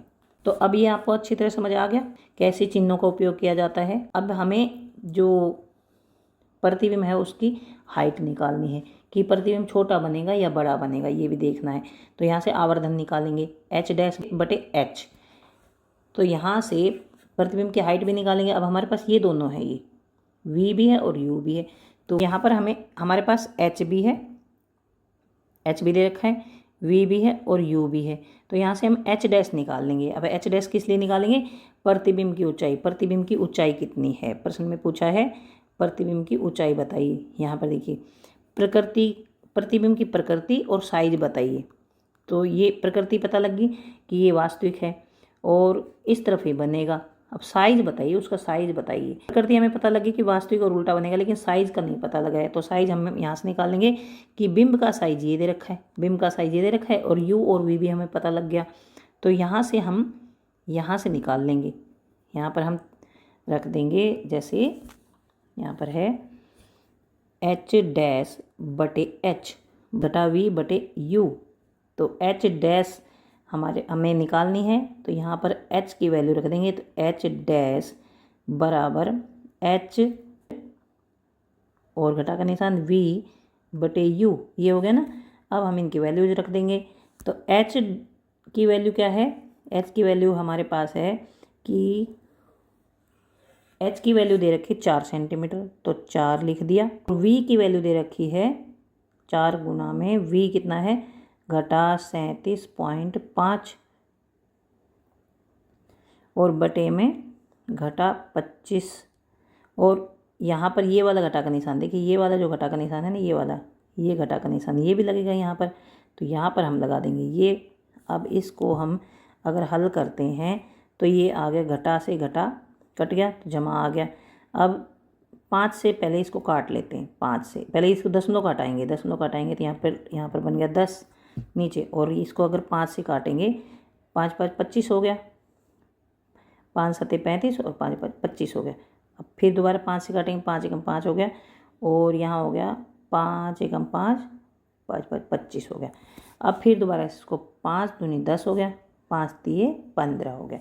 तो यहाँ अब हमारे पास देखिए ये इससे कट गया था, ये घटा का निशान अभी बाकी है। यहाँ 2 बच गया तो 2 एकम 2 और 2 दूनी 4 हो गया, ऊपर बच गया 2 और 3, तो ये 6 आ गया। अब यहाँ पर एच डैश बराबर 6 आ गया, लेकिन अभी निशान ये बचा हुआ क्योंकि ये वाला और ये वाला तो कट गया था इससे। तो यहाँ से हम इसको ऐसे काट लेते हैं। अब बच गया हमारे पास घटा का निशान ये, तो घटा 6 आ गया है। यहाँ पर मैंने इसको भी काट दिया था, घटा 6 आ गया। एच डैश बराबर घटा 6। तो यहाँ पर देखिए ये है घटा 6। अब ये जो 6 है ना, 6 ये 1 से बड़ा है और घटा का निशान है। तो घटा का निशान है यानी ये इसी तरफ बनेगा, इसी तरफ प्रतिबिंब बनेगा इसी तरफ। और 1 से बड़ा है, 1 से बड़ा है तो ये बिंब से भी बड़ा होगा, मतलब इससे बड़ा बनेगा। और उल्टा और वास्तविक तो हमें पहले ही पता है, बड़ा बनेगा बिंब से, वस्तु से बड़ा बनेगा। तो यहाँ पर देखिए, यहाँ पर प्रतिबिंब उल्टा बनेगा और आवर्धित का मतलब बड़ा। जैसे ये वस्तु थी, ये आवर्धित वस्तु होगी इस तरह से। तो ये वस्तु रखी थी ऐसे और इसका प्रतिबिंब बनेगा आवर्धित और उल्टा बनेगा इस तरह से, ऐसे और उसी साइड बनेगा। तो प्रतिबिंब उल्टा बनेगा और आवर्धित बनेगा और वास्तविक बनेगा, ये इसकी प्रकृति है। अब प्रश्न नंबर 3 है, किसी ऑटोमोबाइल में उपयोग होने वाले उत्तल दर्पण की वक्रता तिर्यता। तो हम उत्तल दर्पण बना लेते हैं। उत्तल दर्पण बनाते हैं हम ऐसे, और ये इस तरफ से पॉलिश की हुई होती है और ये बन गया एक्स एक्सिस, यहाँ पर एक्स जमा का और यहाँ पर एक्स डैश। अब यहाँ पर है उत्तल दर्पण की वक्रता तिर्यता यानी आर। जो आर है ये 2 मीटर है। यहाँ पर देखिए, जिस तरफ वक्रता होती है ना उसी तरफ वक्रता तिर्यता होती है। वक्र का मतलब इस तरफ घुमा हुआ नहीं, इस तरफ घुमा हुआ तो आर इस तरफ होगी। अगर ये वक्र इस तरफ होता ऐसे तो आर इस तरफ होती। तो यहाँ पर इस तरफ वक्र है तो ये आर होती है इस तरफ। और यहाँ से ये पोल मानते हैं, यहाँ से इस तरफ की जो दूरियां होती हैं ना, इस तरफ दाईं तरफ, यहाँ से अगर हम दाईं तरफ चलेंगे तो जमा का निशान आता है। तो ये 2 मीटर है वक्रता तिर्यता, तो जमा का निशान।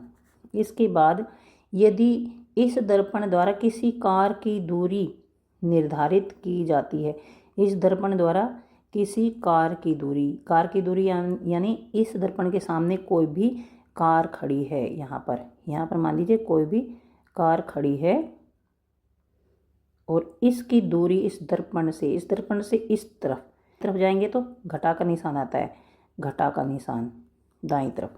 तो इसकी दूरी कितनी है, 10 मीटर। यहाँ पर है 10 मीटर और घटा का निशान आएगा, यानी यहाँ पर लगा देंगे हम घटा का निशान।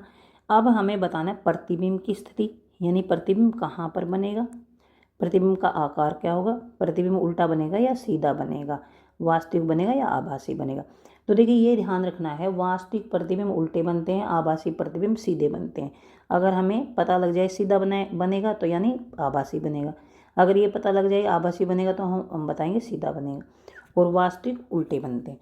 तो हमें प्रतिबिंब की स्थिति निकालनी है पहले कि प्रतिबिंब दर्पण से कितनी दूरी पर बनेगा। तो बिंब की जो दूरी होती है ना उसको हम लिखते हैं u। तो u हो गई घटा 10 और v निकालना हमें v।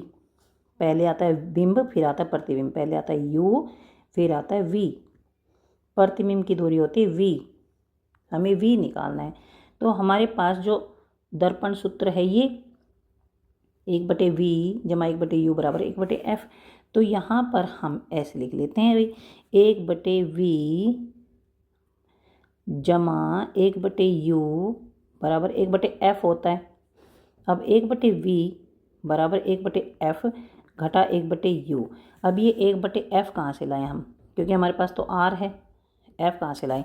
तो जो f होता है ना f, वो होता है जो रेडियस वक्रता त्रिज्या का आधा। तो ये हो गया हमारे पास 2/2 यानी 1 मीटर, और वो भी है जमा का 1 मीटर f है हमारे पास।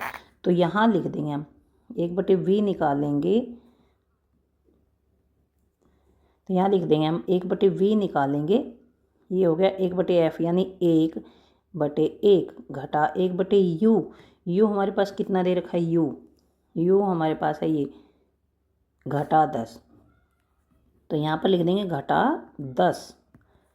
अब हम इसको हल करेंगे तो यहाँ पर 1/v बराबर ये जो घटा का निशान ये इससे कट जाएगा, तो 1 जमा 1/10 आ गया। अब इसका लेंगे लघुत्तम 10 है और यहाँ पर 10 जमा में 1, तो ये आ गया हमारे पास 11/10। तो 1/v जो है ना वो आ गई 11/10 और v बराबर जो आ गया वो 10/11। और जब इसको हम हल करते हैं नहीं जाता ये 0 पॉइंट लग जाएगा। यहाँ पर 11 9 99, तो यहाँ पर आ गया 9, तो यहाँ पर बच गया फिर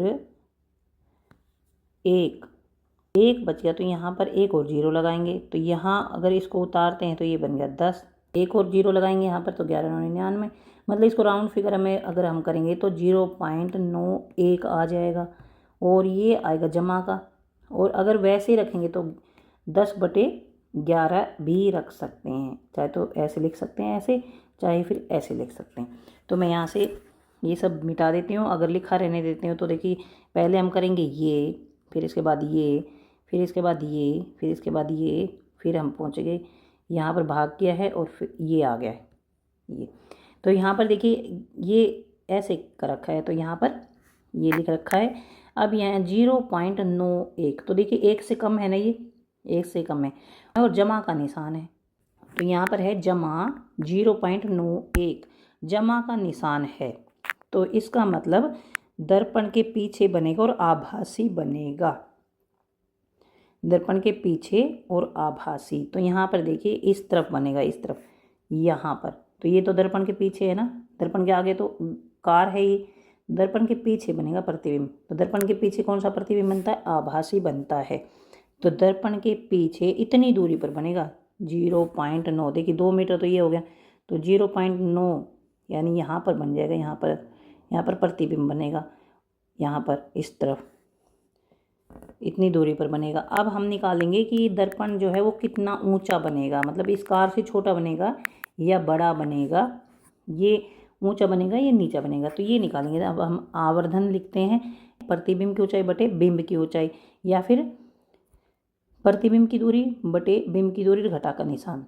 तो यहाँ पर ये देखिए v बटे u है, तो v तो हमारे पास ये आ गया और u जो है u यहाँ पर है, ये है u घटा का 10। तो यहाँ एक घटा का निशान पहले से लगा पड़ा है, तो एक घटा का निशान पहले लगा देंगे और ये लिख देंगे यहाँ पर और घटा का 10 नीचे लिख देंगे। अब यहाँ से घटा और घटा का निशान कट गया, जमा का हो गया, और ये जो 10 है 10, इसके कारण ये जो इसका दशमलव एक और इधर खिसक जाएगा यहाँ पर, तो ये आ गया 0.091 और जमा का आ गया क्योंकि ये घटा से कट गया। अब ये इसकी हाइट आ गई है प्रतिबिंब की हाइट, जमा का निशान है, इसका मतलब ये बनेगा ऊपर की तरफ, प्रतिबिंब जो है ना ऊपर की तरफ बनेगा और 0.091 यानी ये तो बहुत ही ज़्यादा छोटा है। प्रतिबिंब आभासी है क्योंकि ये सीधा बन रहा है, जमा का निशान है ना यहाँ पर, प्रतिबिंब आभासी, सीधा और वस्तु के आकार से इतना गुना है, मतलब इससे बहुत ही ज़्यादा छोटा बनेगा। तो जो कार बनेगी ना, कार जो दिखेगी यहाँ पर दिखेगी, यहाँ पर छोटी सी दिखेगी, अंदर दिखाई देगी इसके अंदर। जैसे गाड़ियों में लगाते हैं ना शीशे, और पीछे से अगर बड़ी सारी कार आ रही तो अंदर छोटी सी दिखती है, तो यहाँ पर दिखेगी छोटी और सीधी दिखेगी, उल्टी नहीं दिखेगी। तो ये आ गया है कि प्रतिबिंब आभासी बनेगा, सीधा बनेगा तथा वस्तु के आकार से इतना गुना बनेगा।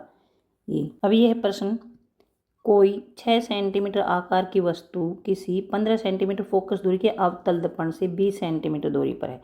तो सबसे पहले हम बनाएंगे अवतल दर्पण। ये है हमारे पास अवतल दर्पण।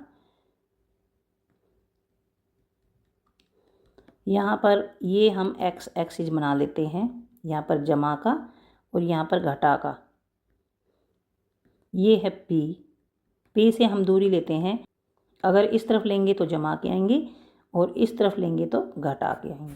तो देखिए इसके सामने कोई वस्तु रखी है, इसके सामने यहाँ पर मान लीजिए कोई वस्तु रखी है, यहाँ पर कोई वस्तु रखी है, कितनी सेंटीमीटर दूरी पर? अवतल दर्पण से 20 सेंटीमीटर दूरी पर, 20 सेंटीमीटर।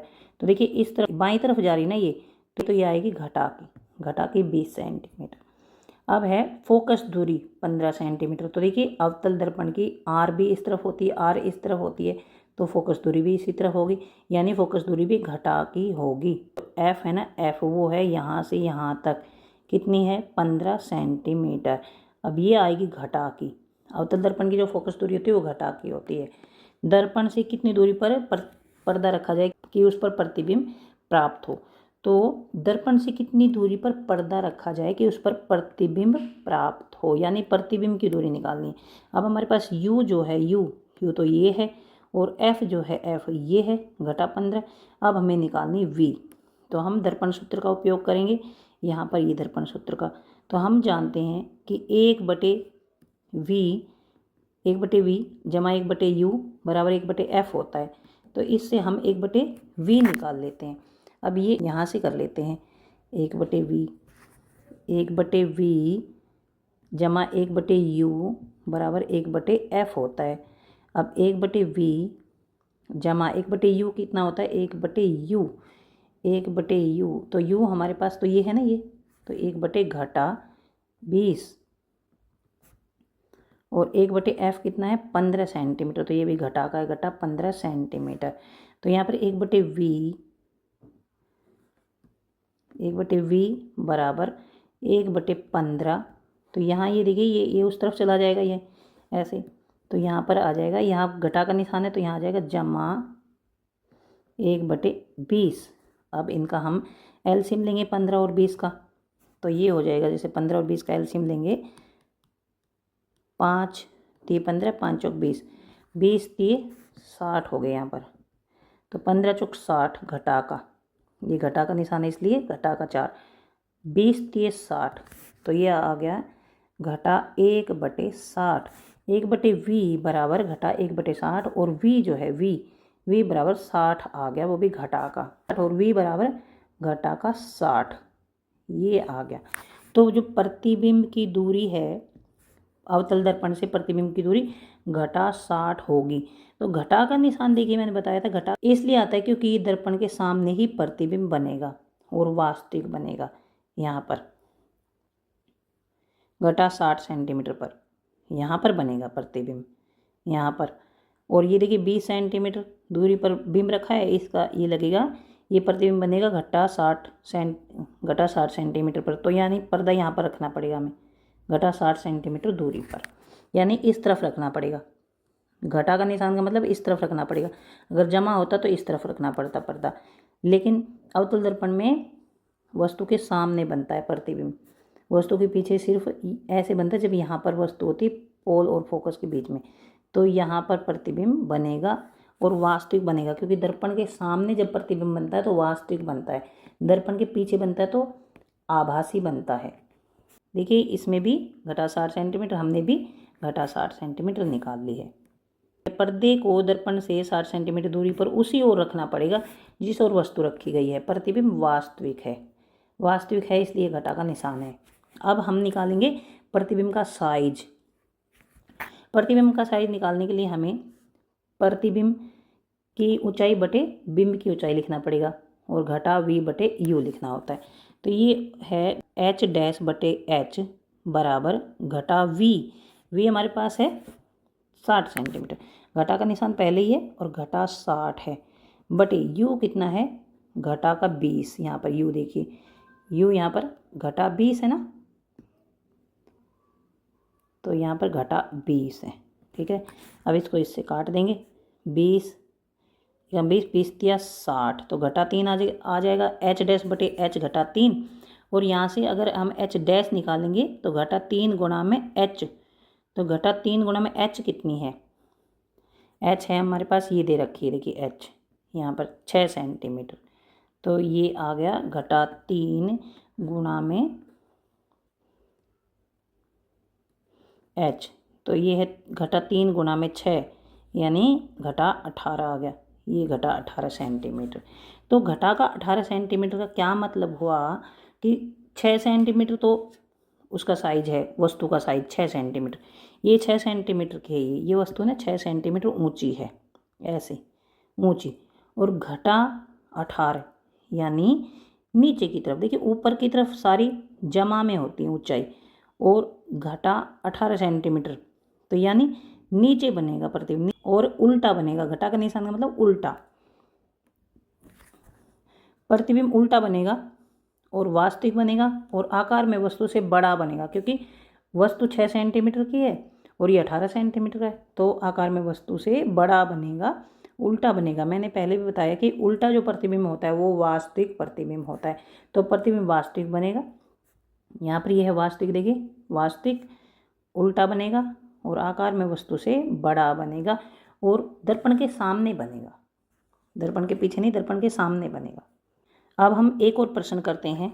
यहाँ पर प्रश्न है, किसी मोमबत्ती को अवतल दर्पण से 3 सेंटीमीटर दूरी पर रखा गया। यहाँ पर बनाएंगे हम अवतल दर्पण, ऐसे सबसे पहले जो दर्पण दे रखा है उसको बना लो और बना लो एक्स एक्सिस, एक्स जमा का, एक्स घटा का। अवतल दर्पण से 3 सेंटीमीटर दूरी पर वस्तु रखी, तो यहाँ पर रखेंगे, जब चमकदार सतह इस तरफ है तो इसी तरफ तो रखेंगे वस्तु को, यहाँ पर रख देंगे हम वस्तु को, यहाँ से 3 सेंटीमीटर दूरी पर, 3 सेंटीमीटर, तो देखिए इस तरफ रखी है ना, इस तरफ, तो ये आई घटा के, ये है u वस्तु की दूरी, u बराबर घटा 3 सेंटीमीटर, इसको हम ये ऐसे लिख लेंगे r, तो वक्रता इसी तरफ है ना, ये ऐसे ऐसे तो घुमा हुआ है ऐसे, तो r भी इसी तरफ होगी, तो r जो है ना वो है 24 सेंटीमीटर, r बराबर 24 सेंटीमीटर, और इस तरफ है तो घटा के आएगी यहाँ पर। आवर्तल दर्पण जो होता है उसकी फोकस दूरी और वक्रता त्रिज्या घटा में आती है, और बिंब की दूरी भी घटा में आती है, और प्रतिबिंब की दूरी भी घटा में आती है। अब पूछा प्रतिबिंब की स्थिति, आकार और प्रकृति बताइए, तो देखिए r अगर हमारे पास है तो हम f निकाल लेंगे ना, f इसका होता है आधा, 24 सेंटीमीटर की आधी जो होगी घटा में 12 सेंटीमीटर, ठीक है, f बराबर घटा 12 सेंटीमीटर। तो हमारे पास u है और f भी है, तो यहाँ से 1/v, पहले जो सूत्र चलता आ रहा है 1/v जमा 1/u बराबर 1/f, तो यहाँ पर 1/v बराबर 1/f घटा 1/u, तो यहाँ आ गया हमारे पास 1/f कितना है 1/12 और घटा में 1/u, u कितना हमारे पास, u है हमारे पास घटा 3 सेंटीमीटर, तो ये f जो है ये भी घटा में है यहाँ पर, और घटा का निशान, और u जो है घटा 3 सेंटीमीटर।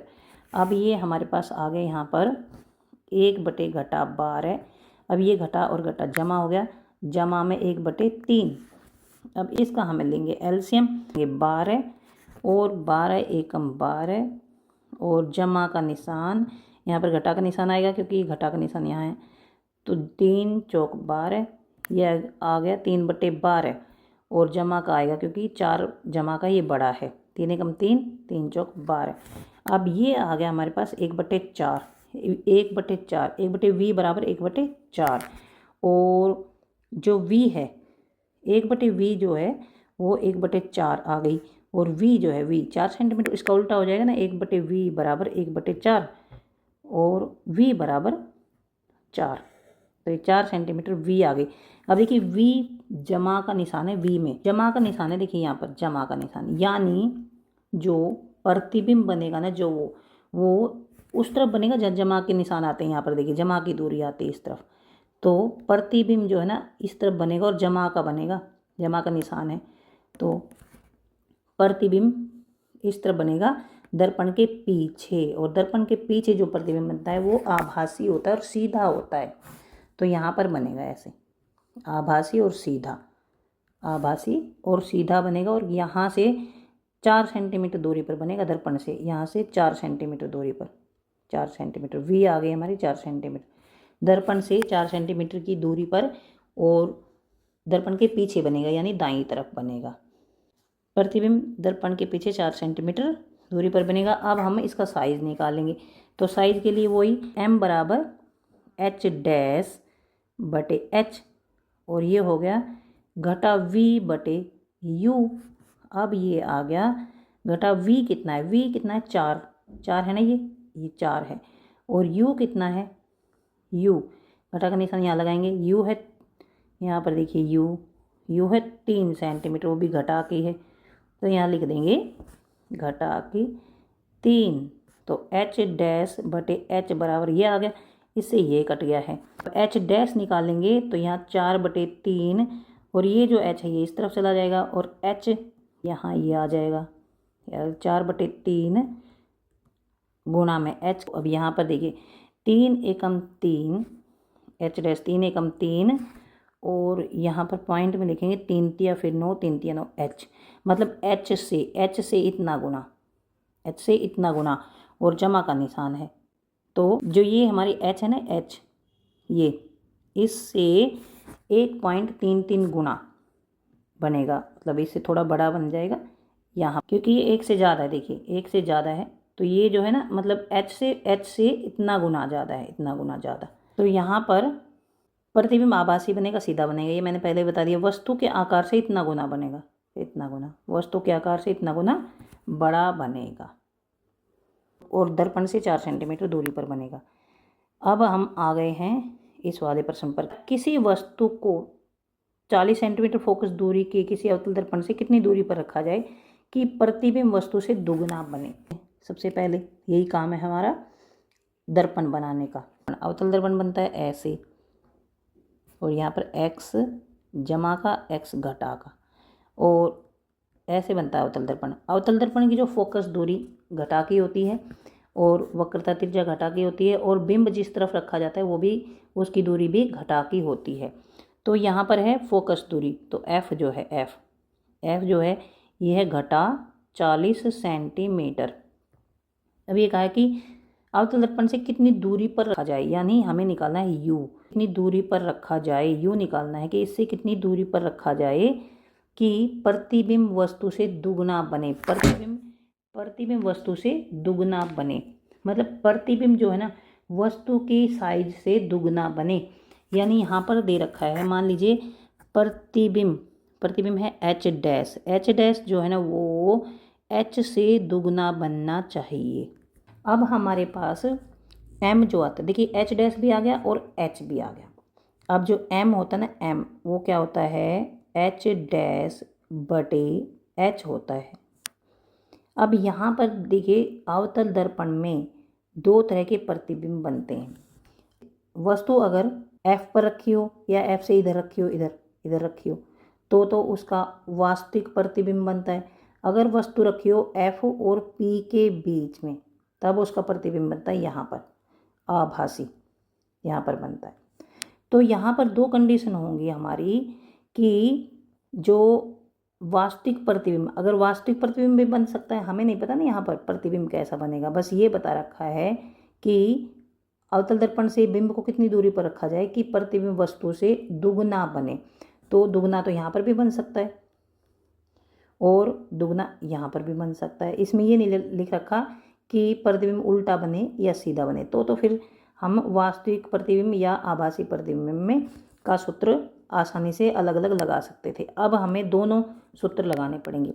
तो वास्तविक प्रतिबिंब के लिए मान लीजिए वस्तु रखी यहाँ पर, f से इस तरफ रखी वस्तु, तो इसका वास्तविक प्रतिबिंब बनेगा इस तरफ और उल्टा बनेगा। वास्तविक प्रतिबिंब इधर ही बनेगा, उल्टा बनेगा। अब मान लीजिए हमारे पास वस्तु रखी है हमारी, यहाँ पर वस्तु रखी है, तो वस्तु की हाइट है h और वस्तु का प्रतिबिंब बना हमारा इधर, तो ये बनेगा h डैश ये बनेगा। तो ये बना उल्टा प्रतिबिंब, h डैश बना। अब यहाँ पर देखिए h जो है, h मतलब इसकी ऊंचाई होती है, ऊंचाई, तो ये है जमा में आएगी और h डैश है ना वो आएगी घटा में। तो यहाँ पर मान लीजिए, यहाँ पर देखिए h डैश घटा में आएगी, मतलब अगर वास्तविक प्रतिबिंब बनेगा वास्तविक, तो h मान लेते हैं x, माना हमने h बराबर x मान लिया x, और h डैश जो है h डैश हो गया 2x, इसका डबल बनेगा क्योंकि ये इससे डबल है यहाँ पर। तो h को मान लिया x और h डैश को मान लिया 2x क्योंकि प्रतिबिंब दुगना बनेगा। अब वास्तविक प्रतिबिंब बनने के लिए h डैश जो होगा वो उल्टा बनेगा, तो यानी ये घटा में बनेगा, घटा में, तो ये होगा 2x, मतलब इसका जो साइज है ना, ये जो है हाइट जो है घटा में लेंगे और ये बटे में x हो गया। तो m जो आएगा वो आएगा, इसको इससे काट देंगे, घटा 2 आएगा, मतलब m बराबर घटा 2 आएगा। और m बराबर क्या होता है, h डैश बटे h, और एक और सूत्र होता है घटा v बटे u, ये भी होता है। तो ये हो गया घटा 2 के बराबर। तो हम यहाँ से v तो हमें पता है, यहाँ से u निकाल लेंगे। तो यहाँ से देखिए घटा v बटे u बराबर घटा 2, तो ये इससे कट जाएगा, v बराबर 2u, ये आ गया हमारे पास v बराबर 2u। तो ये आ गया हमारा वास्तविक प्रतिबिंब के लिए। अगर प्रतिबिंब वास्तविक होगा तो यहाँ से फिर हम इसकी वैल्यू यहाँ पर रख देंगे। तो देखिए यहाँ पर ये v बराबर 2u है ना, v बराबर 2u, तो यहाँ हम सूत्र लगाएंगे, यहीं पर मैं अलग से समझा देती हूँ। 1/v जमा 1/u बराबर 1/f, और 1/v है ना, v हमारा 2u के बराबर है, तो यहाँ लिख लेंगे 2u जमा 1/u और बराबर 1/f। f कितना है, घटा 40, ये रहा घटा 40। अब यहाँ पर लघुत्तम लेंगे 2u, तो ये आएगा हमारे पास 1 जमा में 2 बराबर घटा 1/40, और ये हो गया 3/2u, 3/2u है ये u बराबर 1/40। अब यहाँ से हम इनको क्रॉस मल्टीप्लाई करेंगे, तो ये हो गया 2u बराबर 3 गुना 40, u बराबर 3 गुना 40 बटे में 2, इससे ये कट गया है, तो ये हो गया 60। और देखिए यहाँ पर घटा का निशान था, ये यहाँ पर ये घटा का निशान भी है यहाँ पर, तो ये घटा का निशान, u बराबर घटा 60 सेंटीमीटर, ये आ गया है घटा 60 सेंटीमीटर। यहाँ पर u बराबर घटा 60 सेंटीमीटर। तो घटा 60 कब आएगा, जब वास्तविक प्रतिबिंब हो। वास्तविक प्रतिबिंब के लिए वस्तु को दर्पण से 60 सेंटीमीटर दूरी पर रखा जाएगा, इस तरफ, इधर, ये मैंने बताया यहाँ से 60 सेंटीमीटर, और घटा का निशान हम इसलिए लगाते क्योंकि इस तरफ बनेगा, तो यहाँ पर 60 सेंटीमीटर दूरी पर रखा जाएगा। अब अगर प्रतिबिंब आभासी बने, मतलब इस तरफ बने, अगर प्रतिबिंब इस तरफ बनता है, तो इस तरफ अगर प्रतिबिंब बनता है तो ये जो h डैश है ना, h डैश को हम कैसे लेंगे, जमा में लेंगे, क्योंकि ये ऊपर की तरफ बना है, h डैश को जमा में लेंगे। यहाँ पर हमने h डैश को कैसे लिया था, h डैश को घटा में लिया था, घटा में यहाँ पर, और अब हम लेंगे h डैश को जमा में। तो यहाँ पर अगर प्रतिबिंब आभासी हो, आभासी अगर प्रतिबिंब है, तो देखिए यहाँ पर फिर मैं बना देती हूँ एक बार। यहाँ पर मान लीजिए अवतल दर्पण है, यहाँ पर कोई वस्तु ऐसे रखी है और इसका प्रतिबिंब अगर सीधा बनता है, सीधा ऐसे यहाँ पर बनता है, तो ये तो हो गया h और ये हो गया h डैश, ये h और ये हो गया h डैश यहाँ पर। तो देखिए दोनों ही जमा में आएंगे, दोनों ही। तो h हमने क्या माना, x, और एच डैश क्या माना है 2x, तो दोनों ही जमा में आएंगे। तो m बराबर क्या है एच डैश बटे एच, और ये है 2x बटे x, यानी इससे ये कट जाएगा। तो h डैश बटे h, तो ये हो गया h डैश बटे h बराबर 2 आ गया, मतलब m बराबर 2 आ गया। अब जो ये h डैश बटे h 2 है, तो h डैश बटे h बराबर 2 है, तो इसको हम ये भी लिख सकते हैं ना, घटा v बटे u बराबर 2। तो ये आ गया घटा v बराबर 2u, या फिर v बराबर घटा 2u, ये आ गया। और देखिए पहले वाले में क्या आया था, v बराबर 2u आया था, यहाँ पर देखिए v बराबर 2u जमा का, यहाँ पर v बराबर घटा 2u आया है आभासी प्रतिबिंब में। तो यहाँ पर फिर ऐसे ही हम करेंगे, v की जगह घटा 2u लिख देंगे। तो यहाँ पर देखिए ये घटा का निशान लगा दिया है, 1/v है ना, तो 1 घटा 2u लिख दिया है, और इसको हल करेंगे तो 20 सेंटीमीटर आएगा। तो आभासी प्रतिबिंब के लिए वस्तु को दर्पण से 20 सेंटीमीटर दूरी पर रखा जाएगा। आभासी प्रतिबिंब के लिए वस्तु को दर्पण से 20 सेंटीमीटर दूरी पर रखा जाएगा, मतलब ये u है जो है ना, ये घटा 20 आ गया। ये कैसे आया, यहाँ पर देखिए इसको अगर हम हल करेंगे, तो 2u, तो इसका लघुत्तम आ जाएगा 2u, और यहाँ पर ये जो है घटा का 1 और यहाँ जमा का 2, तो ये आ जाएगा 1/2u। 1/2u बराबर घटा के 1/40, और 1/u बराबर घटा का 2/40, और ये इससे कट जाएगा। तो 1/u बराबर घटा का, ये आ जाएगा घटा का 1/20, और u बराबर घटा का 20, ये आ जाएगा u बराबर घटा का 20। तो ये है u बराबर घटा का 20। आभासी प्रतिबिंब के लिए वस्तु को दर्पण से 20 सेंटीमीटर दूरी पर रखा जाएगा। अब ये वाला प्रश्न है, दंत चिकित्सक दांतों को देखने के लिए छोटे से अवतल दर्पण का उपयोग करते हैं। अवतल दर्पण, यदि 3 सेंटीमीटर फोकस दूरी का कोई दर्पण किसी दांत से 2 सेंटीमीटर की दूरी पर रखा है, तो प्रतिबिंब का आवर्धन कितना होगा, m निकालना है।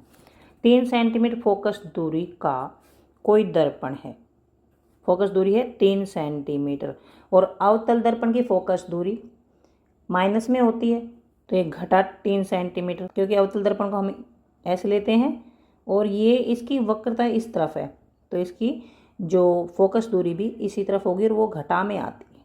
किसी दांत से 2 सेंटीमीटर की दूरी पर रखा हो, अगर कोई दर्पण किसी दांत से 2 सेंटीमीटर की दूरी पर रखा हो, देखिए ये जो दर्पण है ये दांत से 2 सेंटीमीटर की दूरी पर, दांत से मतलब दांत यहाँ पर रखा होगा, यहाँ पर रखा होगा, यहाँ पर रखा होगा, मतलब इससे 2 सेंटीमीटर की दूरी पर रखा है। मान लीजिए यहाँ पर दांत है, यहाँ पर, तो ये 2 सेंटीमीटर की दूरी पर है।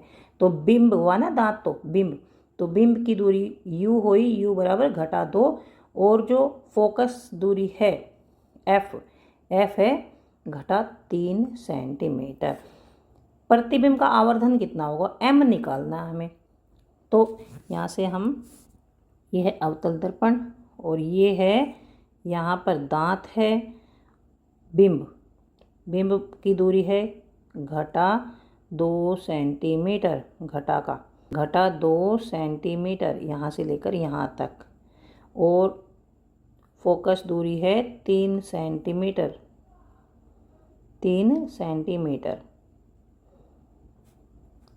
क्योंकि ये दूरियां इस तरफ हैं, इसलिए इनमें घटा का निशान लगा देते हैं।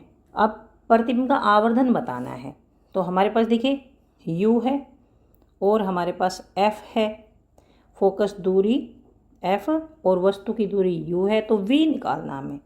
v निकालेंगे, उससे हमें आवर्धन मिल जाएगा। देखिए m बराबर h डैश बटे h बराबर घटा v बटे u, ये निकालेंगे। तो यहाँ पर देखिए ये लिख देंगे 1/v जमा 1 घटा 2, क्योंकि ये घटा 2 है, और 1 घटा 3, क्योंकि ये घटा 3 है। अब 1/v कैसे निकालेंगे, इसको उस तरफ ले जाएंगे, तो ये जमा का हो जाएगा। अब इनका दोनों का एलसीएम लेंगे, लघुत्तम लेंगे, तो 6 आ जाएगा, यहाँ घटा 2 आ जाएगा, यहाँ 3 आ जाएगा, और ये बन जाएंगे 1/6। 1/6, 1/v बराबर 1/6 और v उल्टा करेंगे तो 6 सेंटीमीटर आ जाएगा। तो v हमारे पास निकल गया है। अब हम आवर्धन निकाल देंगे। आवर्धन क्या होता है? घटा v बटे u। तो आवर्धन निकालना है हमें, तो यहाँ से आवर्धन निकाल देंगे। h डैश बटे h बराबर, ये देखिए v 6 सेंटीमीटर, तो ये आ जाएगा घटा का 6 और u कितना है? 2 सेंटीमीटर। ये भी घटा का है, घटा से घटा कट के 3 आ गया, तो m बराबर 3 आ गया। और अगर इसको कंपेयर करेंगे, मतलब h डैश बटे h बराबर 3 है, h डैश बराबर 3 गुना h, यानी जो प्रतिबिंब बनेगा ना वो बिंब से 3 गुना बनेगा। प्रतिबिंब बिंब का 3 गुना बनेगा। और 3 गुना बनेगा मतलब ये एक से ज़्यादा है तो बड़ा बनेगा, 3 गुना बड़ा बनेगा। तो यहाँ पर देखिए जमा का निशान भी है, तो यानी ये इस तरफ बनेगा, इस तरफ। मतलब ये जो दांत है ना, दांत जो अवतल दर्पण से देखना है, इसको अगर अवतल दर्पण से देखेंगे तो ये 3 गुना बड़ा दिखाई देगा, 3 गुना बड़ा। और ये सीधा होगा क्योंकि देखिए जो आवर्धन है ना वो प्लस में है, ये पॉजिटिव आया है ये आवर्धन, तो ये बड़ा बनेगा और सीधा बनेगा। और देखिए यहाँ पर भी देखिए जो v है ना, v वो जमा में आई है, v धनात्मक आई है v। तो v धनात्मक किस तरफ आती है? इस तरफ, इस तरफ धनात्मक जो राशियाँ वो इस तरफ आती हैं, तो इसका मतलब इस तरफ बनेगा, मतलब दर्पण के पीछे बनेगा और बड़ा बनेगा। आभासी प्रतिबिंब बनेगा, बड़ा बनेगा और दर्पण के पीछे बनेगा। हमें इस प्रतिबिंब का आवर्धन निकालना है, बस मैंने ये सब भी बता दिया है। प्रतिबिंब के आकार, प्रकृति और स्थिति का वर्णन करें। प्रतिबिंब का आकार बताना है, प्रकृति बतानी है, स्थिति बतानी है। यदि कोई वस्तु 10 सेंटीमीटर फोकस दूरी वाले अवतल दर्पण के सामने 15 सेंटीमीटर की दूरी पर रखी जाती है, प्रतिबिंब के बारे में बताना है। ये अवतल दर्पण है, अवतल दर्पण की फोकस दूरी माइनस में होती है, तो ये f मान लेते हैं यहाँ पर। ये f बराबर घटा 10 सेंटीमीटर है। और इसके बाद अगर कोई वस्तु रखी है 15 सेंटीमीटर पर, यहाँ पर कोई वस्तु रखी है, यहाँ पर कोई वस्तु रखी है 15 सेंटीमीटर है, 15 सेंटीमीटर की दूरी पर ये वस्तु रखी है, तो ये घटा का आएगा क्योंकि ये भी इस तरफ है, ये भी इस तरफ है। बाईं तरफ जो दूरियां लेते हैं वो घटा में लेते हैं। तो यहाँ पर देखिए फोकस दूरी घटा 10 और वस्तु की दूरी घटा 15। अब हमें प्रतिबिंब निकालना है, मतलब v निकालना है। तो ये दर्पण सूत्र है, दर्पण सूत्र। इससे हमें, जैसे हमने पहले प्रश्नों में निकाले हैं, 1/v बराबर ये उधर चला जाएगा, घटा में हो जाएगा, ये हो गया है 1/v निकालेंगे। 1/f, f ये घटा 10 है यहाँ से, और u घटा 15 है, ये लिख दिया। अब इनका दोनों का एलसीएम ले लेंगे। यहाँ पर इन दोनों का एलसीएम निकालेंगे 10 और 15 का। 5 दूनी 10, 5 3 15, तो 5 दूनी 10, 10 3 30 और घटा 10, घटा 10 और 10 है, 10 3 30, तो ये है घटा का। और यहाँ पर देखिए ये घटा जमा हो जाएगा, जमा करने के साथ 15 दूनी 30, ये आ गया घटा 1/30। 1/v जो है ना वो घटा का 1/30 आ गया है। तो यहाँ पर v जो है, v कितना आएगा? घटा का 30 आ जाएगा। तो ये v जो है घटा का 30 सेंटीमीटर। अब देखिए v घटा का 30 है, यानी जो इसका प्रतिबिंब बनेगा वो इसी तरफ बनेगा, और यहाँ से ये 15 है ना, 15 इससे डबल दूरी पर बनेगा, घटा का 30 सेंटीमीटर पर, मतलब यहाँ पर 30 सेंटीमीटर पर एक प्रतिबिंब बनेगा। और देखिए घटा निशान है तो ये उल्टा बनेगा, इस तरफ उल्टा बनेगा। उल्टा प्रतिबिंब कौन सा बनता है? वास्तविक प्रतिबिंब जो होते हैं वो उल्टे बनते हैं, वास्तविक प्रतिबिंब उल्टे बनते हैं, और यहाँ से ये 30 सेंटीमीटर दूरी पर बनेगा। अब हम इसकी हाइट निकालेंगे कि ये बिंब से कितना बड़ा बनेगा, आवर्धन निकालेंगे। तो यहाँ से देखिए ऐसे निकालते हैं, h डैश बटे h बराबर घटा v/u। तो ये h डैश बटे h बराबर v कितना हमारे पास? घटा 30 है ना, घटा का निशान ये लगेगा, और v है घटा 30 जो अभी निकाला हमने ये, और u क्या है? यहाँ से u है घटा 15 सेंटीमीटर, तो यहाँ पर लिखेंगे घटा 15। अब देखिए घटा 15 इससे कट जाएगा, ये आ जाएगा 15 दूनी 30, ये इससे कट गया तो घटा का 2 आएगा। h डैश बटे h बराबर घटा 2 और h डैश बराबर 2 गुना घटा 2 गुना h, यानी देखिए यहाँ पर ये 2 है, 2 मतलब 1 से बड़ा है ना, ये 1 से बड़ा है और घटा का निशान है। तो इसका मतलब है कि ये जो प्रतिबिंब बनेगा ये इससे दुगुना बनेगा, इससे दुगुना बनेगा। इससे दुगुने का मतलब इसकी जो हाइट है ना उससे दुगुना बनेगा और घटा का निशान है तो इस तरफ बनेगा, ये नीचे की साइड ऐसे वास्तविक बनेगा। अगर इसकी हाइट 2 सेंटीमीटर है तो वो 4 सेंटीमीटर बनेगा और इससे 30 सेंटीमीटर दूरी पर बनेगा, ये पहले निकाल चुके हैं हम। तो इससे दुगुना बनेगा और नीचे की साइड बनेगा और इसी तरफ बनेगा। जो वास्तविक प्रतिबिंब होते हैं ना वो दर्पण के सामने बनते हैं। तो देखिए यहाँ पर घटा का निशान यही बता रहा है कि ये वास्तविक प्रतिबिंब बनेगा। अब प्रतिबिंब उल्टा बनेगा, वास्तविक बनेगा और वस्तु से दुगुना बनेगा और प्रतिबिंब दर्पण से 30 सेंटीमीटर दूरी पर बनेगा, दर्पण के सामने 30 सेंटीमीटर दूरी पर बनेगा। ये उत्तर है। इसके बाद प्रश्न है, एक अवतल दर्पण 0.5 ऊंचाई वाली वस्तु का प्रतिबिंब 2 सेंटीमीटर ऊंचा बनाता है। मतलब एक ये है अवतल दर्पण, इसके सामने कोई एक वस्तु रखी है। कितनी रखी है? 0.5 सेंटीमीटर ऊंचाई है ये, मतलब ये है h बराबर 0.5 सेंटीमीटर, ये है, ये लिख लिया हमने। इसके बाद वस्तु का प्रतिबिंब 2 सेंटीमीटर ऊंचा बनता है। प्रतिबिंब जहाँ पर भी बनता है वो बनता है 2 सेंटीमीटर ऊंचा, 2 सेंटीमीटर ऊंचा। तो देखिए ये प्रतिबिंब जमा में है, जमा में तो 2 सेंटीमीटर ऊंचा बनता है। तो जमा में तो इसी तरफ बनेगा, पीछे की तरफ ये अवतल दर्पण है तो इसी तरफ बनेगा ना, क्योंकि ये जमा का है, यहाँ पर जमा का दे रखा है। तो यदि वस्तु की दूरी 10 सेंटीमीटर, इस वस्तु की दूरी यहाँ से 10 सेंटीमीटर, यानी जो u है ना, u ये घटा 10 सेंटीमीटर है, तो प्रतिबिंब की स्थिति और प्रतिबिंब कितनी दूरी पर बनेगा और फोकस दूरी वगैरह निकालनी है। अब यहाँ पर देखिए हमें ना तो f दे रखा है ना ही हमें v दे रखा है। अब हम कैसे निकालेंगे प्रतिबिंब की स्थिति और दर्पण की फोकस दूरी निकालेंगे कैसे? तो देखिए हमारे पास h है, h है ना, और h डैश भी है हमारे पास, h और h डैश है, ये h डैश है, ये h डैश है 2 सेंटीमीटर।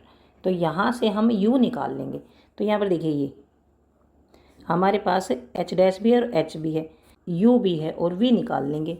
तो यहाँ पर h डैश बटे h बराबर घटा v बटे u। तो h डैश कितना है? h डैश है हमारे पास 2 सेंटीमीटर ये, और h कितना है? ये है, और u कितना है? ये है। तो सबकी वैल्यूज इसमें रख देंगे। तो h डैश 2 सेंटीमीटर बटे h कितना है? 0.5 सेंटीमीटर, और v कितना है? v हमें निकालना है, u है घटा 10 सेंटीमीटर। तो घटा का निशान लगेगा, v यहीं रखेंगे और घटा 10 सेंटीमीटर यहाँ लिख लेंगे। अब इसको घटा v, अब क्रॉस मल्टीप्लाई करेंगे, घटा v यहाँ रह जाएगा और ये चला जाएगा इधर 2 बटे 0.5, ये घटा का 10। अब ये इसका पॉइंट हटाएंगे, एक पॉइंट ये हटाएंगे तो यहाँ 0 लग जाएगी। अब 5 एकम 5, 5 दूनी 10। अब ये आ जाएगा घटा v, ये आ जाएगा घटा का 40, ये है घटा v के बराबर, तो इससे ही कट जाएगा, v बराबर 40 आ जाएगा, v बराबर 40। तो v बराबर 40 का क्या मतलब है? मतलब कि जो ये प्रतिबिंब बनेगा ना, प्रतिबिंब ये इसे 40 सेंटीमीटर की दूरी पर बनेगा इस तरफ,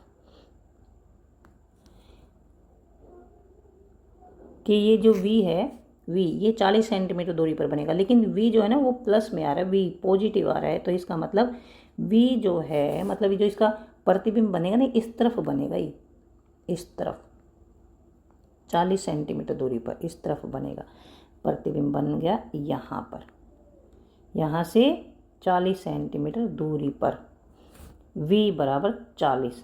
अब देखिए इसमें क्या है, प्रतिबिंब की स्थिति, तो प्रतिबिंब की स्थिति तो ये होगी कि ये दर्पण से 40 सेंटीमीटर दूरी पर बनेगा और पॉजिटिव आ रहा है, तो इसका मतलब प्रतिबिंब आभासी बनेगा, प्रतिबिंब आभासी बनेगा, आभासी। आभासी जो प्रतिबिंब बनता है वो सीधा होता है, सीधा। और कहाँ बनेगा, दर्पण के पीछे, दर्पण के पीछे बनेगा, यहाँ आगे नहीं बनेगा, इस तरफ नहीं बनेगा, इस तरफ बनेगा, इस तरफ।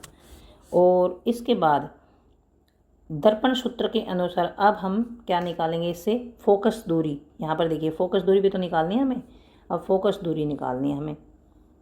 प्रतिबिंब दर्पण से 40 सेंटीमीटर दूरी पर बनेगा और मैंने यहाँ पर लिख दिया है कि आभासी बनेगा, सीधा बनेगा, दर्पण के पीछे बनेगा। अब यहाँ से जब हमें v भी पता है, u भी पता है, तो f तो निकाल सकते हैं ना, तो इनकी वैल्यूज रख दी यहाँ पर। ये 1/v 1/u और f की वैल्यू ऐसे निकल जाएगी, यहाँ से इसका लघुत्तम ले लेंगे, ये आ जाएगा 1/f बराबर इसके बराबर और f बराबर इसके उल्टा हो जाएगा, ये आएगा f। तो यहाँ पर जो फोकस दूरी ना इतनी आई 13.3 सेंटीमीटर, दर्पण की फोकस दूरी। तो यहाँ पर ये प्रश्न हल हो गया है। ये प्रश्न है 20 सेंटीमीटर फोकस दूरी वाले उत्तल दर्पण के सामने कोई वस्तु 10 सेंटीमीटर की दूरी पर रखी जाती है। 20 सेंटीमीटर वाले फोकस दूरी वाले दर्पण, उत्तल दर्पण के सामने, ये हमने बना लिया उत्तल दर्पण।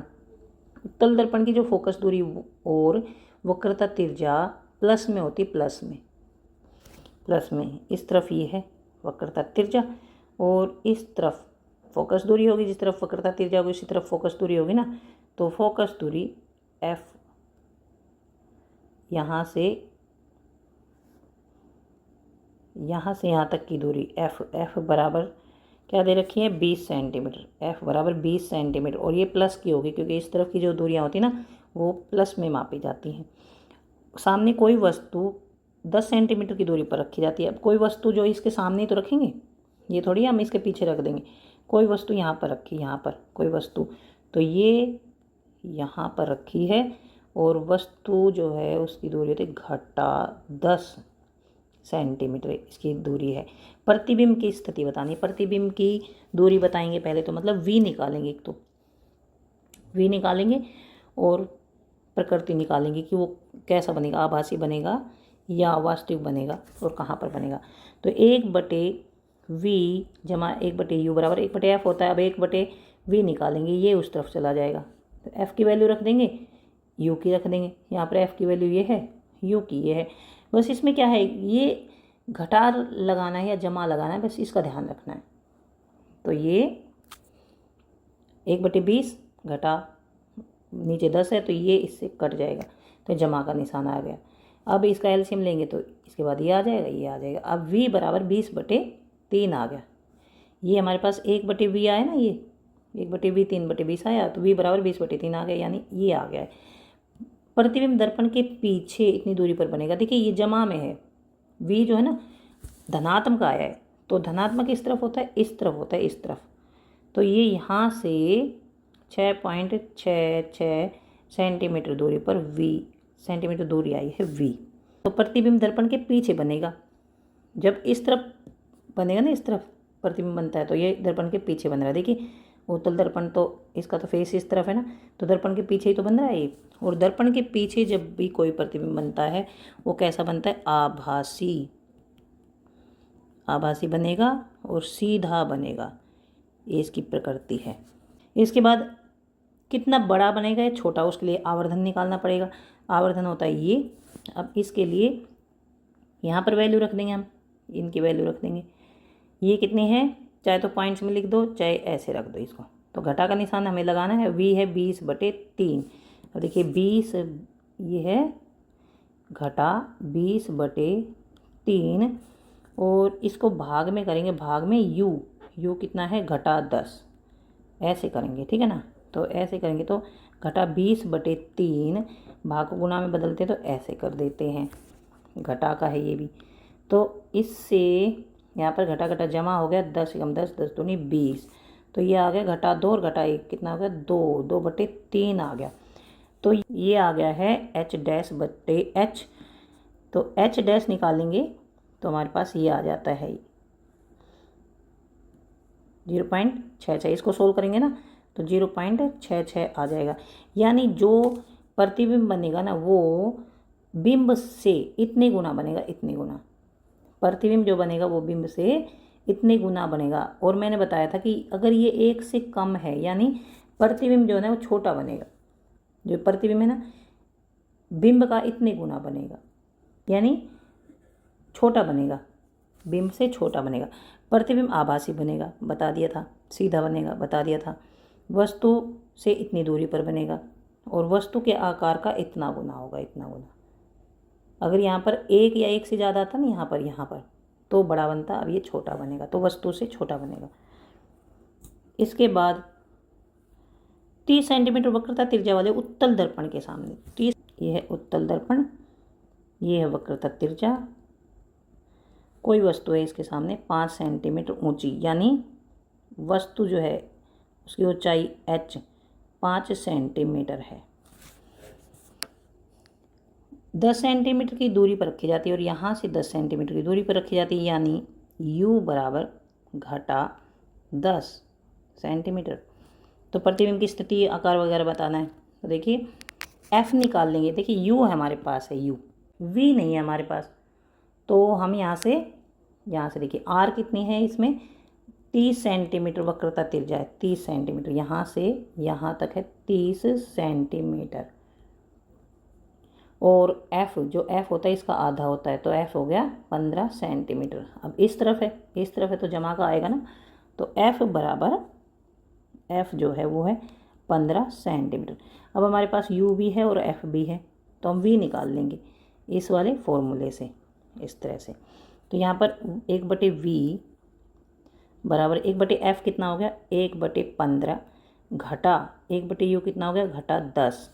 तो इन दोनों का लघुत्तम निकालेंगे, 15 का और 10 का। 5 × 15, 5 दूनी 10, 5 × 15 दूनी 30 हो गया इसका लघुत्तम 30।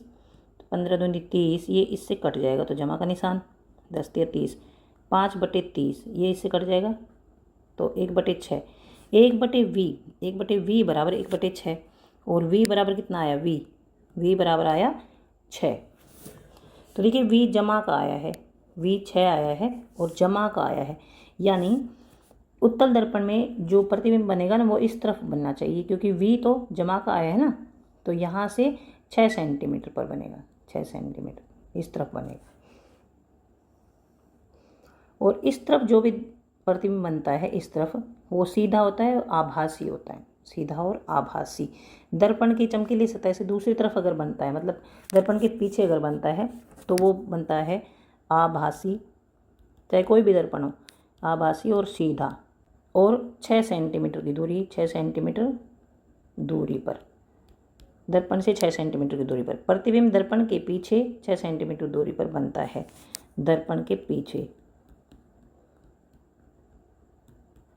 उसके बाद हम अब इसका साइज़ निकालेंगे कि ये कितना बड़ा है, कितना बड़ा बनेगा। अब यहाँ पर देखिए हमारे पास v है और u है, और ये कितना होता है h'/h होता है। तो यहाँ पर h'/h बराबर घटा v/u। तो इसकी वैल्यू रखेंगे घटा v की। घटा v हमारे पास ये यहाँ से आ जाएगी, यहाँ से। तो यहाँ पर आ गया है घटा का निशान 6 और u कितना है u, तो u हमारे पास यहाँ से ये आ गया u घटा का 10, यहाँ पर आ गया घटा का 10। अब यहाँ से ये कट गया, 2 × 3 6 और 2 × 5 10, और ये आ गया h'/h बराबर 3/5। अब यहाँ पर देखिए h, जो h है ना उसकी वैल्यू दे रखी है h, तो h की वैल्यू क्या है यहाँ पर 5 सेंटीमीटर, 5 सेंटीमीटर ऊंचाई ये दे रखे नहीं, ये 5 सेंटीमीटर। तो इसकी वैल्यू यहाँ पर रख देंगे, यहाँ पर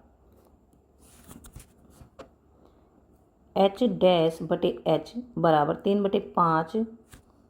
और ये जो h है ये यहाँ से कट कर यहाँ से हटाकर, मतलब h' बराबर यहाँ गुना में h चला जाएगा, तो ये हो गया h' बराबर 3/5 गुना में h कितना है 5, 5 से 5 घट गया। अब ये 3 बच गया, h' हो गई 3 सेंटीमीटर। तो देखिए एच डैश जो है ना, एच डैश मतलब प्रतिबिंब, प्रतिबिंब 3 सेंटीमीटर ऊंचा बनेगा। प्रतिबिंब आभासी सीधा और 3 सेंटीमीटर ऊंचा बनेगा और दर्पण के पीछे बनेगा। अब प्रश्न है, उत्तल दर्पण से 40 सेंटीमीटर दूरी पर रखी कोई सी वस्तु का प्रतिबिंब 10 सेंटीमीटर दूर बनता है। उत्तल दर्पण की फोकस दूरी ज्ञात कीजिए। ये है उत्तल दर्पण और इसके सामने 40 सेंटीमीटर दूरी पर ये वस्तु रखी है यहाँ से, यानी यू जो है ना वो घटा 40 है, घटा 40 सेंटीमीटर। रखी किसी वस्तु का प्रतिबिंब 10 सेंटीमीटर दूरी पर बनता है, उसकी फोकस दूरी बताइए। 10 सेंटीमीटर दूर बनता है इसका प्रतिबिंब, तो इसका प्रतिबिंब 10 सेंटीमीटर दूरी पर बनता है। अब इसका जो प्रतिबिंब है, उत्तल दर्पण का प्रतिबिंब जो है वो तो सामने ही बनता है, इधर ही बनेगा। अब प्रतिबिंब की दूरी 10 सेंटीमीटर की 10 सेंटीमीटर, तो इसका मतलब प्रतिबिंब बनेगा इस तरफ 10 सेंटीमीटर दूरी पर। वस्तु की दूरी भी दे रखी है, प्रतिबिंब की दूरी भी दे रखी है, तो फोकस तो निकल जाएगा ना। यहाँ पर प्रतिबिंब की दूरी होगी 10 सेंटीमीटर, यहाँ पर प्रतिबिंब बना है। अब यहाँ से 1/v 1/u इनकी वैल्यू रख देंगे और यहाँ पर फोकस दूरी f ये आ जाएगी। उत्तल दर्पण की फोकस दूरी ये है 13.3 सेंटीमीटर। इसके बाद देखिए अपवर्तनांक के प्रश्न आ जाते हैं। तो यहाँ तक हमने दर्पण सूत्र से जो प्रश्न आते हैं वो हमने अच्छी तरह से हल कर दिए हैं। इतने प्रश्न हल करने के बाद आपको, इतने सारे प्रश्न हल करने के बाद आपको कोई भी ऐसा प्रश्न अगर आ जाएगा तो आपको हल करना आ गया होगा। मुझे लगता है अब आप इस तरह प्रश्न हल कर सकते हैं। तो यहीं तक करते हैं। अब अगले वीडियो में लेंस सूत्र होता है, लेंस सूत्र, उससे संबंधित प्रश्नों को हल करेंगे और इन प्रश्नों से आपकी प्रैक्टिस हो जाएगी। इतनी प्रैक्टिस हो जाएगी कि इन दर्पण सूत्र या लेंस सूत्र से संबंधित जो भी प्रश्न आएंगे वो आसानी से आप हल कर सकते हो। तो इसके बाद हम करेंगे लेंस से संबंधित प्रश्नों को हल। तो यहाँ तक वीडियो खत्म होता है। अगर आपको पसंद आया प्लीज़ चैनल को सब्सक्राइब करें, अपने दोस्तों को शेयर करें, लाइक करें। Thanks for watching.